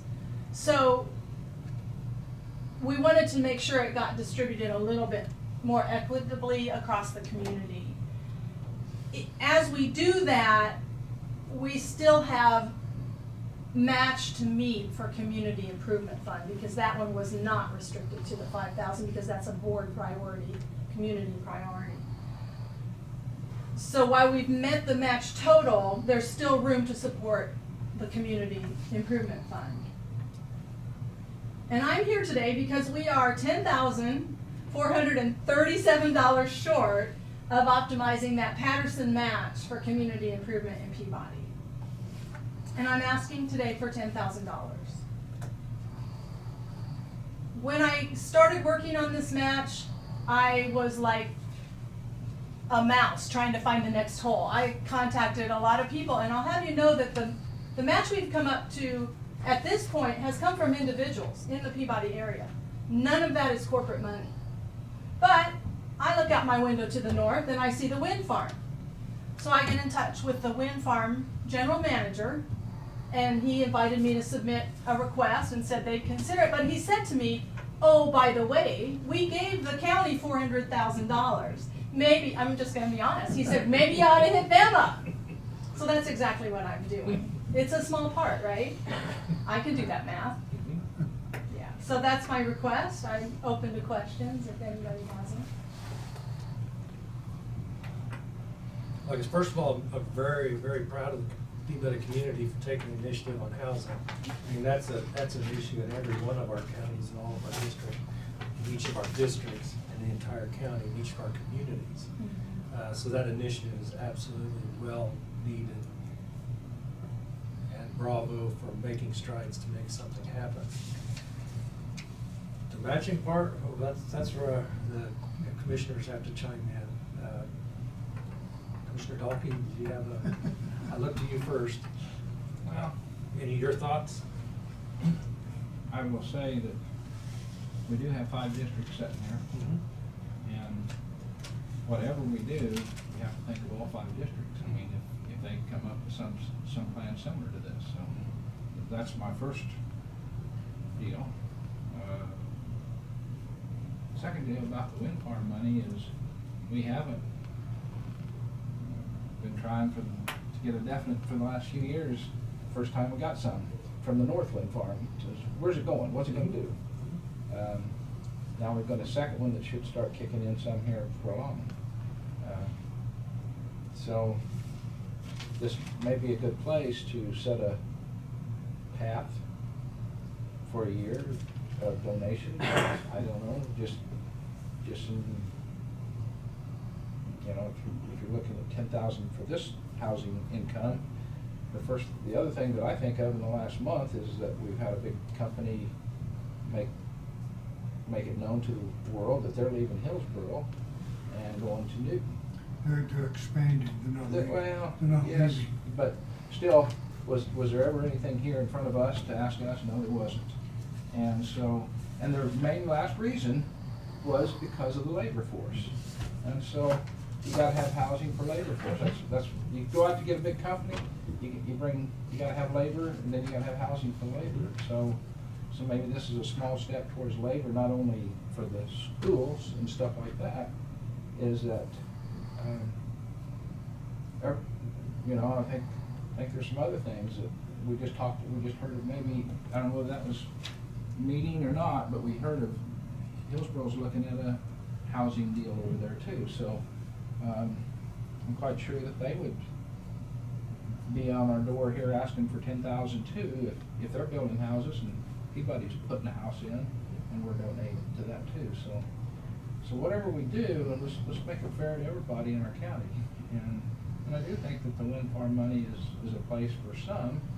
I think a lot of it needs to go back to some of our roads and some of our other needs in our county too, but, yeah, I'm with this program here as far as providing housing, because there hasn't been very many new houses built in Peabody lately. In Marion County. Well, there's some There's out quite a few out in the county. Yeah. Tina? What is the deadline for the match for the Patterson Foundation? What's the date? The end of the year is our absolute last I figured we're getting close. Yeah.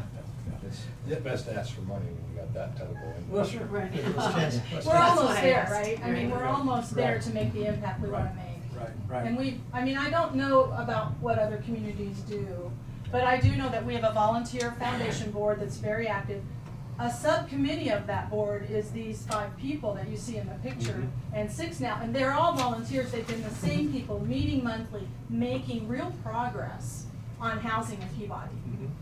I know this is housing, but I'm trying to think of different avenues, but is any of this possibly related to tourism? You know, housing will strengthen our retail sector. You know that, right? You know where I'm going. I know where you're That ain't going. gonna I don't fly. believe you can do that. I know.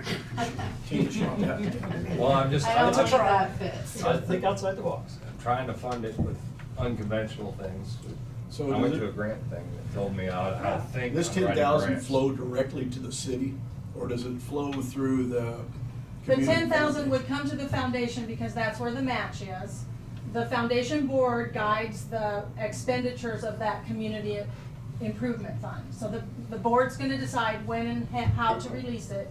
But that fund exists to support the operations of the land bank, which has a separate board.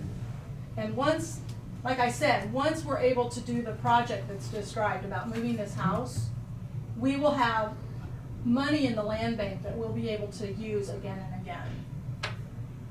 And so that's why it's kind of critical at this moment. So we have Trying to start 3, the 4 revolving. land banks in Marion County, then including the county, right? Hillsborough, Marion, Peabody, and the county. And Florence, I believe, has one now. Yeah. Florence Oh, okay. does? I believe, I think so. I have heard that they started one. I heard that, yeah. I mean, They're doing something To- too. I think to really show any equity, if we're gonna fund one, we better fund all of them. Would you be able to help the other communities get started? Get started with, Doing what you're doing. I think several are, there are other land banks. They got land banks, but they're not doing anything. They're not building anything. They That They can't, I are. don't believe you can put that on. No. They are, so their land banks are moving properties. So they've established a revolving We're cleaning it up, I know. fund to, like you're trying to get to. Yes. They have established money in order to keep progress moving. But I agree with Randy, is if we do for one, we better really think about everybody else. Pretty good point.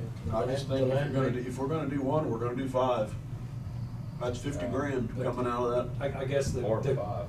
Well, the condition I would put on that is having a system, like Peabody has done an outstanding job of putting together a delivery system. I mean, it's immediately going to go to work for housing, rather than just a donation to a land bank. What does Marion have for a delivery system? Do you know? No. I don't know about Hillsborough either, do you know? Hillsborough, as far as Hillsborough has a housing authority. yeah, and then they have, but they're funded already through sales and then donations. Peabody also has a housing authority, but that's a different, it's a That's whole a whole different different, animal. Yeah. yes. This is matching. We're collaborating matching with them in our work. And we have about 29,000 in the community improvement fund now. That's all donations, again, from the community. It's gonna cost us just to put, I mean, not including all the extra cost, it's gonna cost us close to 50,000 to move a house about 10 miles. Then you've got your utilities and the basement to build and all that. Another 40. Is it within the Another 80 housing in the authority basement. to Wow. collaborate with you, I mean, to donate to you or anything? Is it with? They are open and they listen to us, but they are concerned about keeping their funds for maintaining the properties they currently have and manage. And they say they don't really. Focused on low income, the housing authority. And people with varying abilities and also age focused. And I think that, aren't you focused with what your current projects are, more moderate income? We are. Housing? Mhm. So there are a lot of different moving parts and pieces that they're keeping track of and focusing on, so. To ask Ron to speak up here, he's actually. Yeah, he's leaning forward like he got something to Yeah. say. Yes. If I may. Yes, absolutely. The thing is, timing Yes. is the issue with us, and with the matching grants, Yes. it's a little different. The one thing, if you're, and I understand, I said that before we come in, you know, you open that door, and you have to look at it. You can look at it this way, you have set, and by doing this, you've set at least a cap for any request in the future that you want to approve, and you can determine whether it's a good call or not, but you also set that cap. And so, if the fact that you may be handing some of these funds out in the future is a concern, good, because they should be going out for good causes for communities. That money should be used for that. And so if you want to look, I mean, ours is time restraint, you know, it has a time restraint. And so if you want to look at it as, well, we've set kind of a cap for some activities down the road, there you go. And a lot of me thinks, you know, I understand keeping things equal around the county, but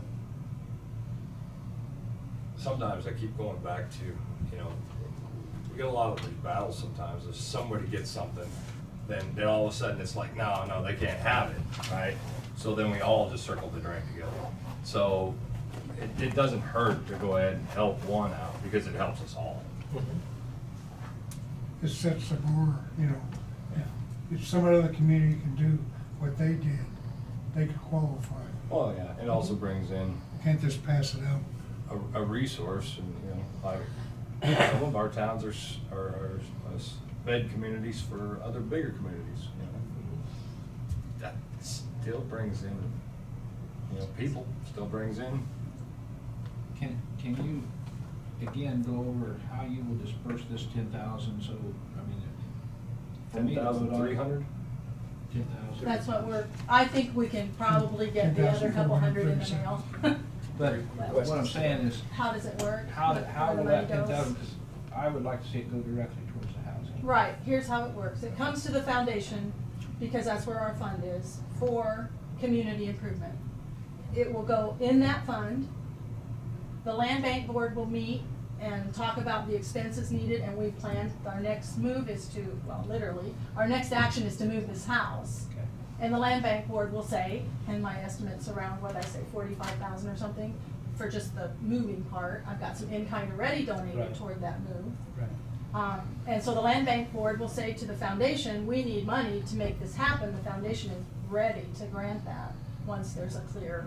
And that money will not be used for anything else except housing in Peabody, community improvement. I can share the MOU with you if you'd like on the fund. And it is expendable. How big a grant are you getting?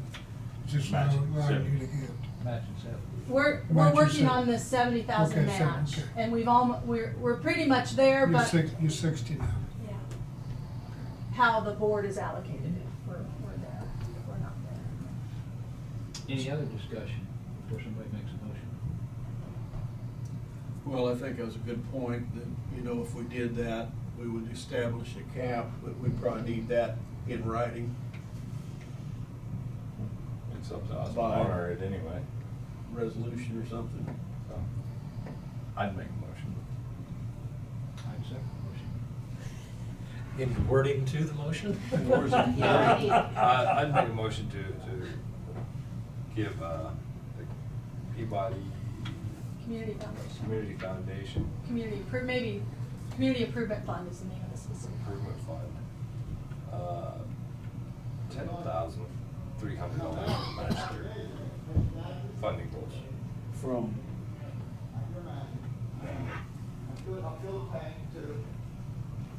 Wind farm proceeds. Yeah, probably, since they threw us under the bus. The wind farm threw us under the bus. Yeah, well, I'm really not sure we got where that. Right now, it's being accounted for in the general fund. You're not gonna find a budget page Oh, for okay. that. Well, I know we've tried to utilize that for some other funds, so I'm trying to make sure we don't blow that. There's over 10,000. Yeah, I think Okay, we would be okay there. okay, then that's where I'll go from. from wind farms?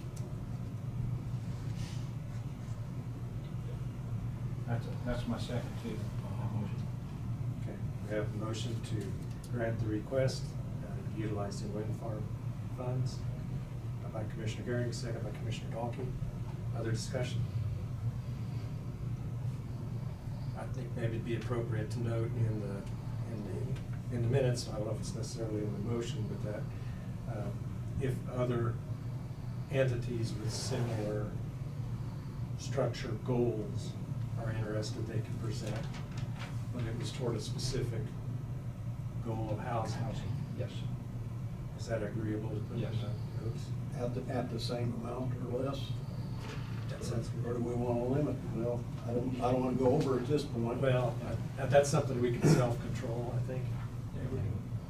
We can work out the details of that later. By request. This is delivery, we see that it's going directly to improve housing. Yes. That is our goal. Yes.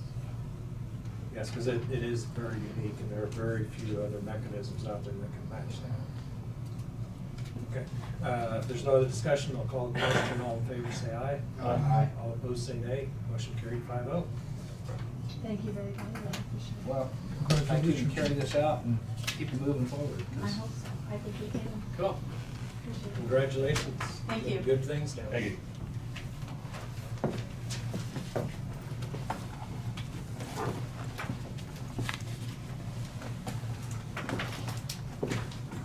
Okay, election security. Executive session for how long? Probably only need, 5 in executive. Do you have unless something for it? No, I would have something after, but not before. Oh, okay, all right. So, 5 to 10. Okay.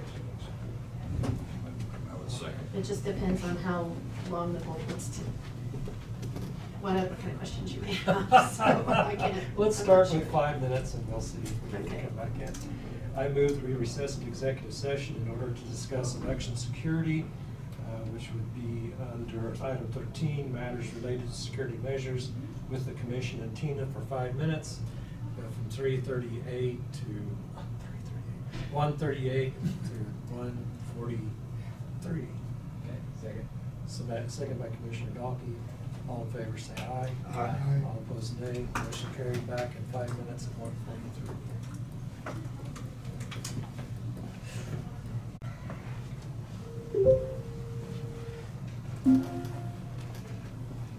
This conference will now be recorded. Okay, we're out of executive session. No decisions made.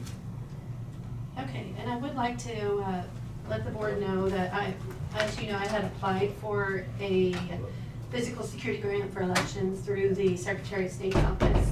My application was for $40,000, and that grant is a 10% match on the county, 90% on the state.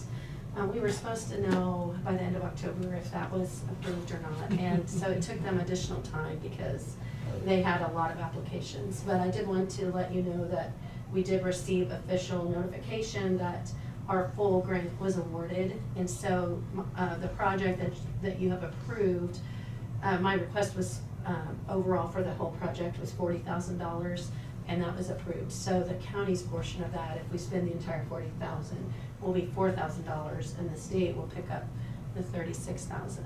And it is on a reimbursement basis, so we will contract with the vendors, do the work, and then submit a reimbursement request to the state. Okay.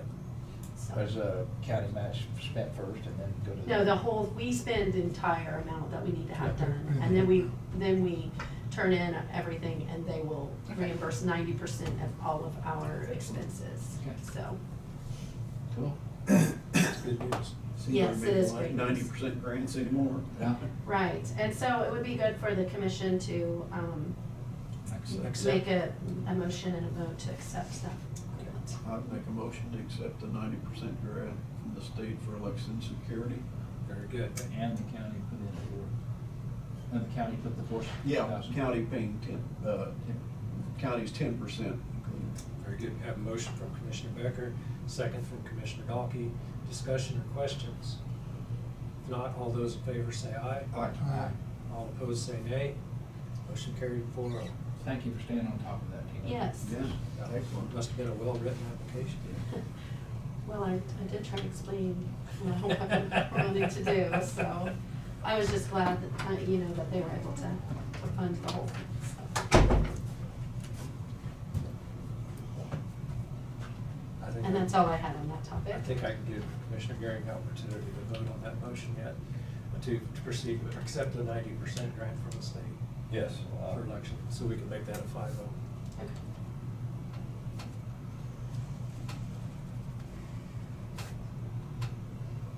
Okay. Well, we're up to Brad. He's out here. Oh, he is? Oh, well, okay. Did notice that when I was out there. You recognize him? Lots of-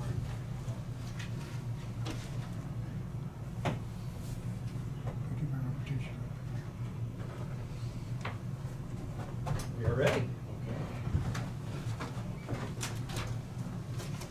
Hey, just like magic, he's on the screen, now he's here in person. That's magic.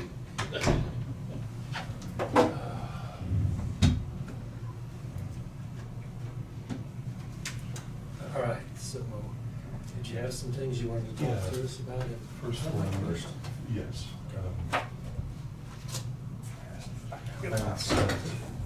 Trying to get 2 inspections done today Yes. and tomorrow. Got pole bolts completed. Sent out a request from what amounts to the city of Burns. And that is for a de-annexation. The only confusion I have about it is it cites a statute that has been repealed, and I'm not sure that the findings that they're requesting of us are even necessarily something we still have to do. But Do you know the address on I do not. It's a whole bunch of empty lots, that? like a huge group of them. Okay, Good for it'd you. be good to know which ones those. Did you look at the dates on that? There was a 21, and then the certification sticker was 23, or their deal was out of commission. Originally, they had made contact with Rebecca, and then she asked me about it, and I said, well, it wouldn't come to you. And I still don't know who originated it, whether it was a property owner. My understanding was it was Burns, it was the city itself. And then I talked with Zach, no, not Strella, with Brian Bina about it, and he kind of inherited elements of that. I'm pulling that up right now. And so I'm kind of limited on the knowledge of that as well, but it is, there we go.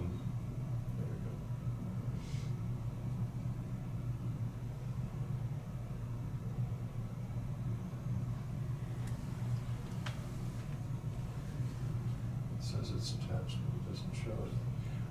And it was a tract within the city that apparently they just have no further, I mean, I don't have any background on what their indication was, but he wanted to try to get it outside of the city, and the city was supportive of that. The primary issue that they have in terms of why they were still asking us to be involved is assurances that it wouldn't adversely impact fire protection or anything else that's done in that area through the county. But the findings that they request in the actual resolution that was originally drawn are not something 203, the statute that they cite is repealed. And it isn't, you know, I mean, we can make those kinds of things, but, you know, and do it just in the minutes for that matter, but I wanted to bring it to you conceptually to see if anyone had any questions or concerns. And then I was going to talk with Brian about having a resolution I would draw, just making those findings if it's not objectionable to the commission. I'm gonna ask you and Tina, once this happens, you transfer some lots back to the county, then does that change the taxing and all of that?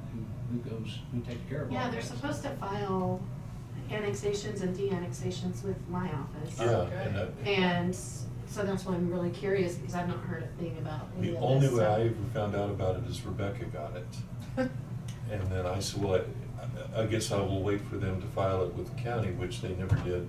Then Brian Bena contacted me a few weeks ago about it, and they still were wanting to pursue it now. And I said, well, okay, I can at least introduce it to the commission, or just mention that you want to do that, but I don't know any more about it than that, and really he didn't either at that point, and I'm not saying anything bad about that, So it does have to come to the county, and it does hit multiple offices, you know, on annexations and de-annexations. And every year, every city has to indicate whether they've had boundary changes within that year. And if they have, then they're supposed to file a resolution that states their entire city boundary, and that comes to our office. We've already sent those letters out for this year, and we've been getting responses back on those from the cities. So I don't know how long this has kind of been pending, Are these but, just, do you know, these just bare lots? so basically what happens is those then from us, they go to the register of deeds, the appraisers and all of them, but it affects the taxing unit Right. and the tax unit maps. And, so there is a certain time frame each year that this can be done. It can't just be done. Yeah, because if they are de-annexed, would it just be ag land then? Well, no, not necessarily. I mean, it could be, Yeah, and like you were saying, in terms of the timeframes, it impacts in terms of tax rolls, how all of that is spread. And these don't appear to have been developed, it just was a whole broad area, just of lots, according to the description. And So that's what do they obviously- want, de-annex? Just says, we wanna do it. Well, they, you know, there might be that, City tax or something? well, if those lots are bare and all of a sudden somebody wants to build a couple of houses out there, then you're faced with, if the infrastructure isn't there, then you're faced with city water lines, city sewer lines. Of course, they can always stave that off by simply saying, we'll be happy to do that, but we're gonna put a benefit district in place, and the two of you are gonna pay for that whole line. Got specials, Yeah. Yeah, because if those are, even if those are only 25-foot lots, that's over 100 yards. As far as I know you didn't get it. The appraiser's office hasn't gotten it, as far as I know. Rebecca's the only one who ever raised it before. well, I know it's been a long time ago, we got some sort of a document from the city of Burns, but it wasn't correct. Right. And that was. Is that when you got it? Yes, well, that's what she raised it with me, and I said, well, this doesn't appear to be correct, they would need to go ahead and redo it. Then Brian contacted me a few weeks ago and said, hey, they still want to pursue this. So that's as far as it's gone. Okay. Was there something in the paper about it 6 months, a year ago? In the newspaper? And this would have been even before that, because that original one that they had, that Rebecca had, was from 2021. I know they do have another city boundary issue that needs to be resolved. It involves,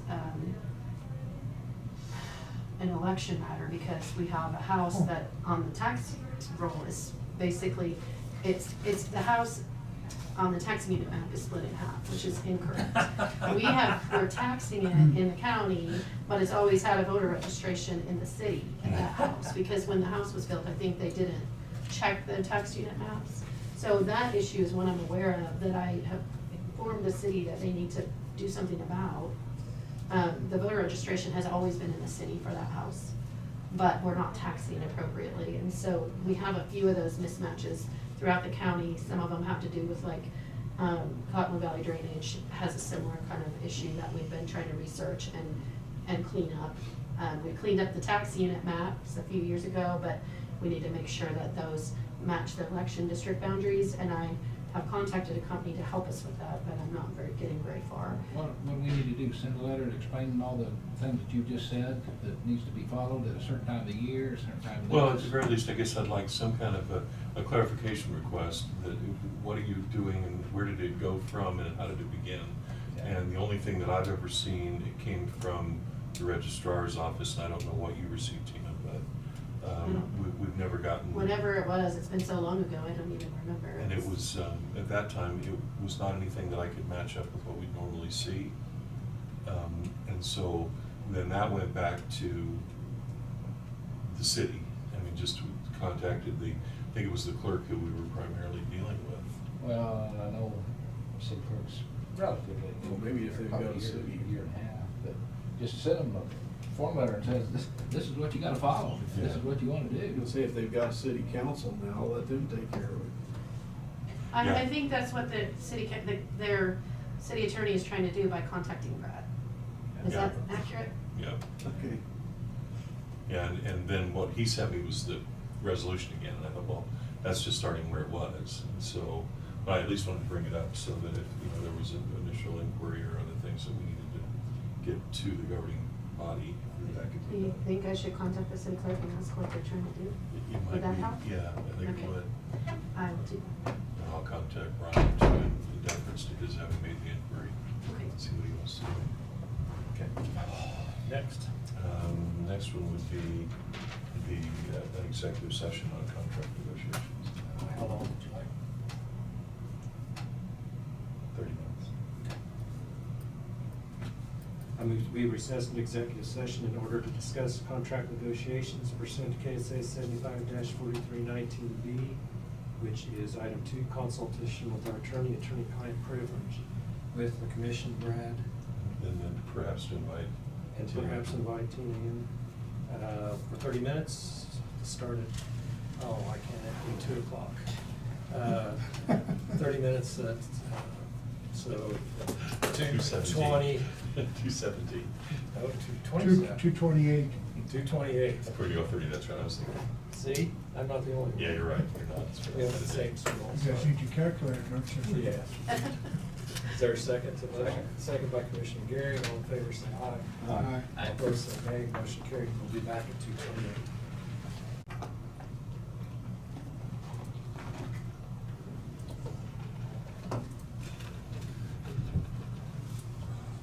Will now be recorded. Okay, we are out of executive session, no decisions made. We would, you smile at that. Oh. I can't concentrate. Excuse me. I think we need to move back for another executive session for another 30 minutes. So I move that we recess into executive session in order to discuss contract negotiations pursuant to KSA 75-4319B, item 2, consultation with our attorney-client privilege with the commission, Brad and Tina, for 30 minutes, and this one is easy, from 2:30 to 3 o'clock. Second. Second by Commissioner Gary. All those in favor say aye. Aye. All those opposed say nay. Motion carried 5-0, back at 3 o'clock. Paul. How are y'all? All right, how you doing? This conference will now be recorded. All right, we're out of executive session, no decisions made. Brad, did you have any other updates for Yeah, us? a couple of things. Tina had asked me on your, what we refer to as bed tax many times with transit gas tax and permissible uses and what you had voted on in terms of using those funds to support some people attending a conference. I did check on that. I find nothing that's prohibitive about being able to do that as long as the conference that they're attending has an arguable relationship to promotion of tourism or the general needs that gas tax is established for under the statute. I contacted Department of Revenue. Lynn Robinson is the person whose desk that landed on, and I called her before the meeting today and just got her voicemail. She's working from home, but I will get something from her as well to incorporate into my written opinion. But the general answer is I think it's permissible. Then the second one was the settling up with St. Luke's. I need to get a hold of Chuck, I think, because I have not seen anything on that. Oh, you didn't get a copy? I think didn't I send it to you? Well, if you did, I'm sorry, not that I saw it, I thought you signed it. didn't Yes. Yeah, it's We signed, signed, we were yeah. just waiting for For the the attorney money. to approve it. I'll give you a Yeah. copy of it, I have it right here. Okay. So that's what you, I thought. I thought I had scanned that Oh. and sent it to you, and I Yeah, just we were just wanting that the agreement was. Finalized, yes, as far as I know. There on that paper. So I'm still looking for what Tina said. And we she signed it Yep. 3 weeks ago. Yes. 2 weeks ago. Yes.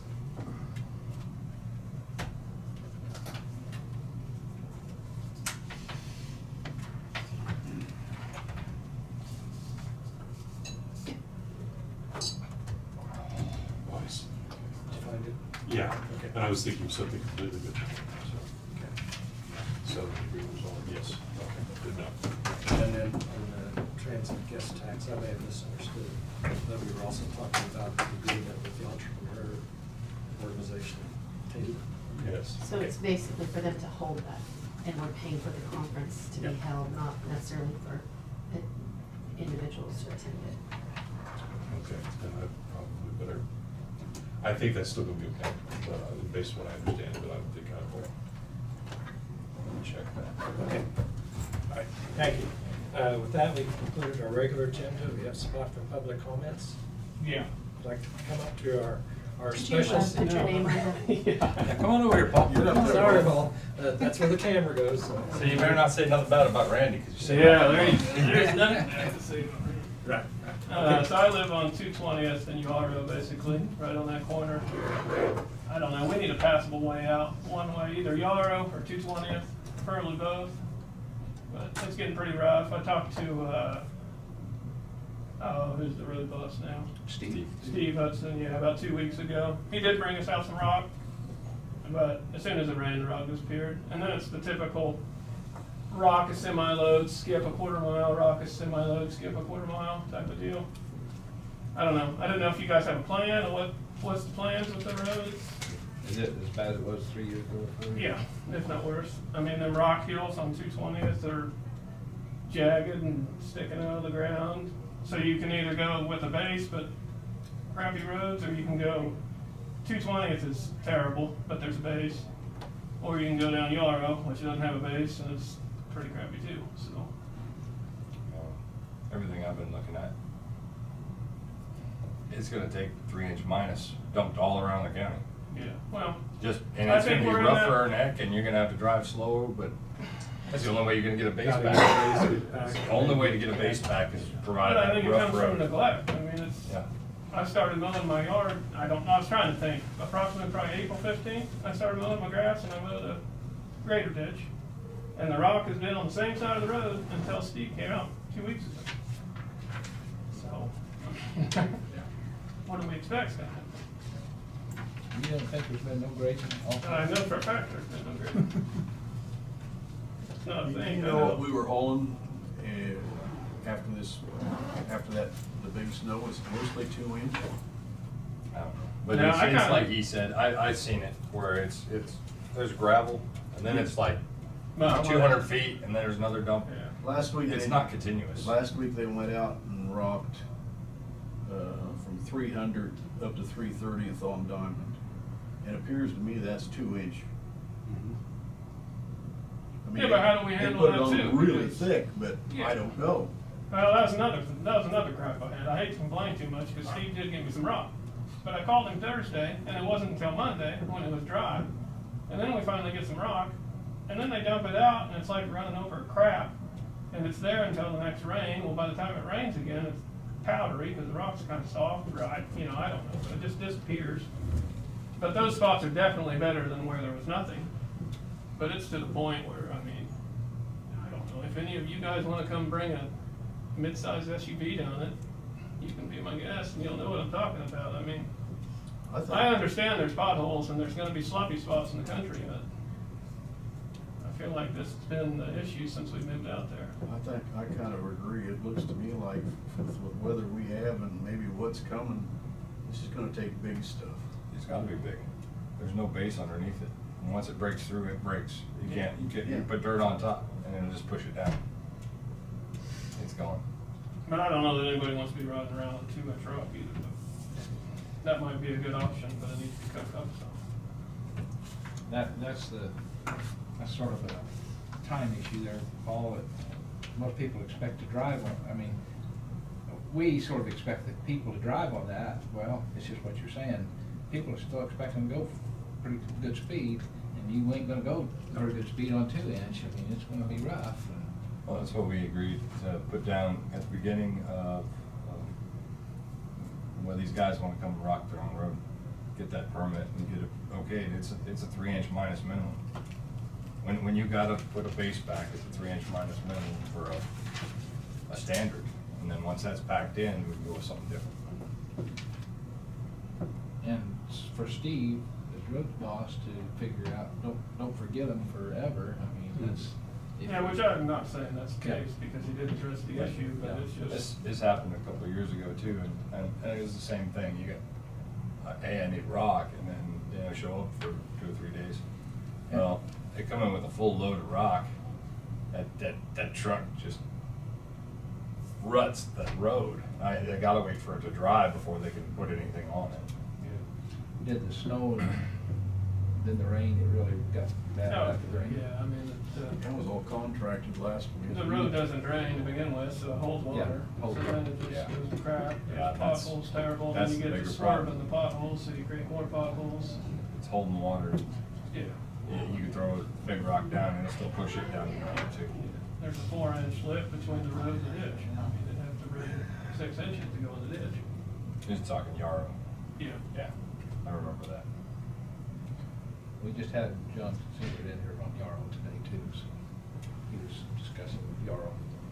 I don't know, about 4 or 5 years ago, they came out and they asphalted the hills on 220th, which is nice, but the asphalt didn't hold up. And now it's worse than it was, because now you got the rocks plus the asphalt that's breaking away. So, That is I mean, the school bus runs up and down that road also. There's the big problem, mill for the school bus routes. One of the issues is, when the constituents call in for rock, if somebody didn't go out there and see what kind of rock it needs, a lot of times you're just gonna get that, what is that? Yeah, Cover stuff, 1 inch. I think that's a lot of the problem that's going on in our area, because I don't know that there's ever, I mean, if the road's not being graded, how do they know what kind of chickens in it?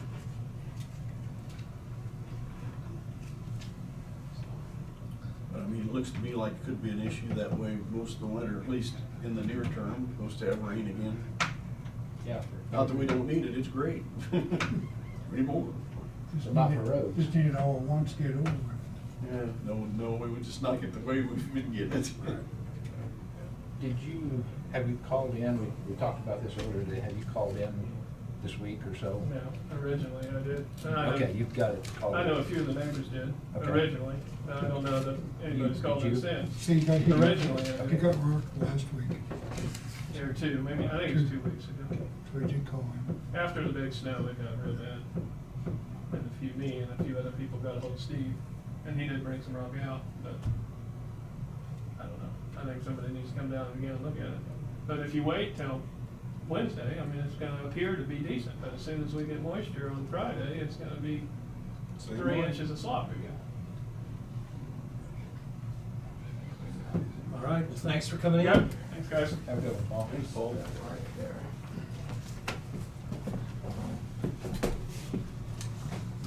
Okay, any other comments? There's an Ashley online that's unmuted. Do you have a public comment? Or that is- I don't think so. Okay, that's fine. No other public comments, commission comments? This morning. Got it taken care of. All right, next meeting is not until January 29th. December.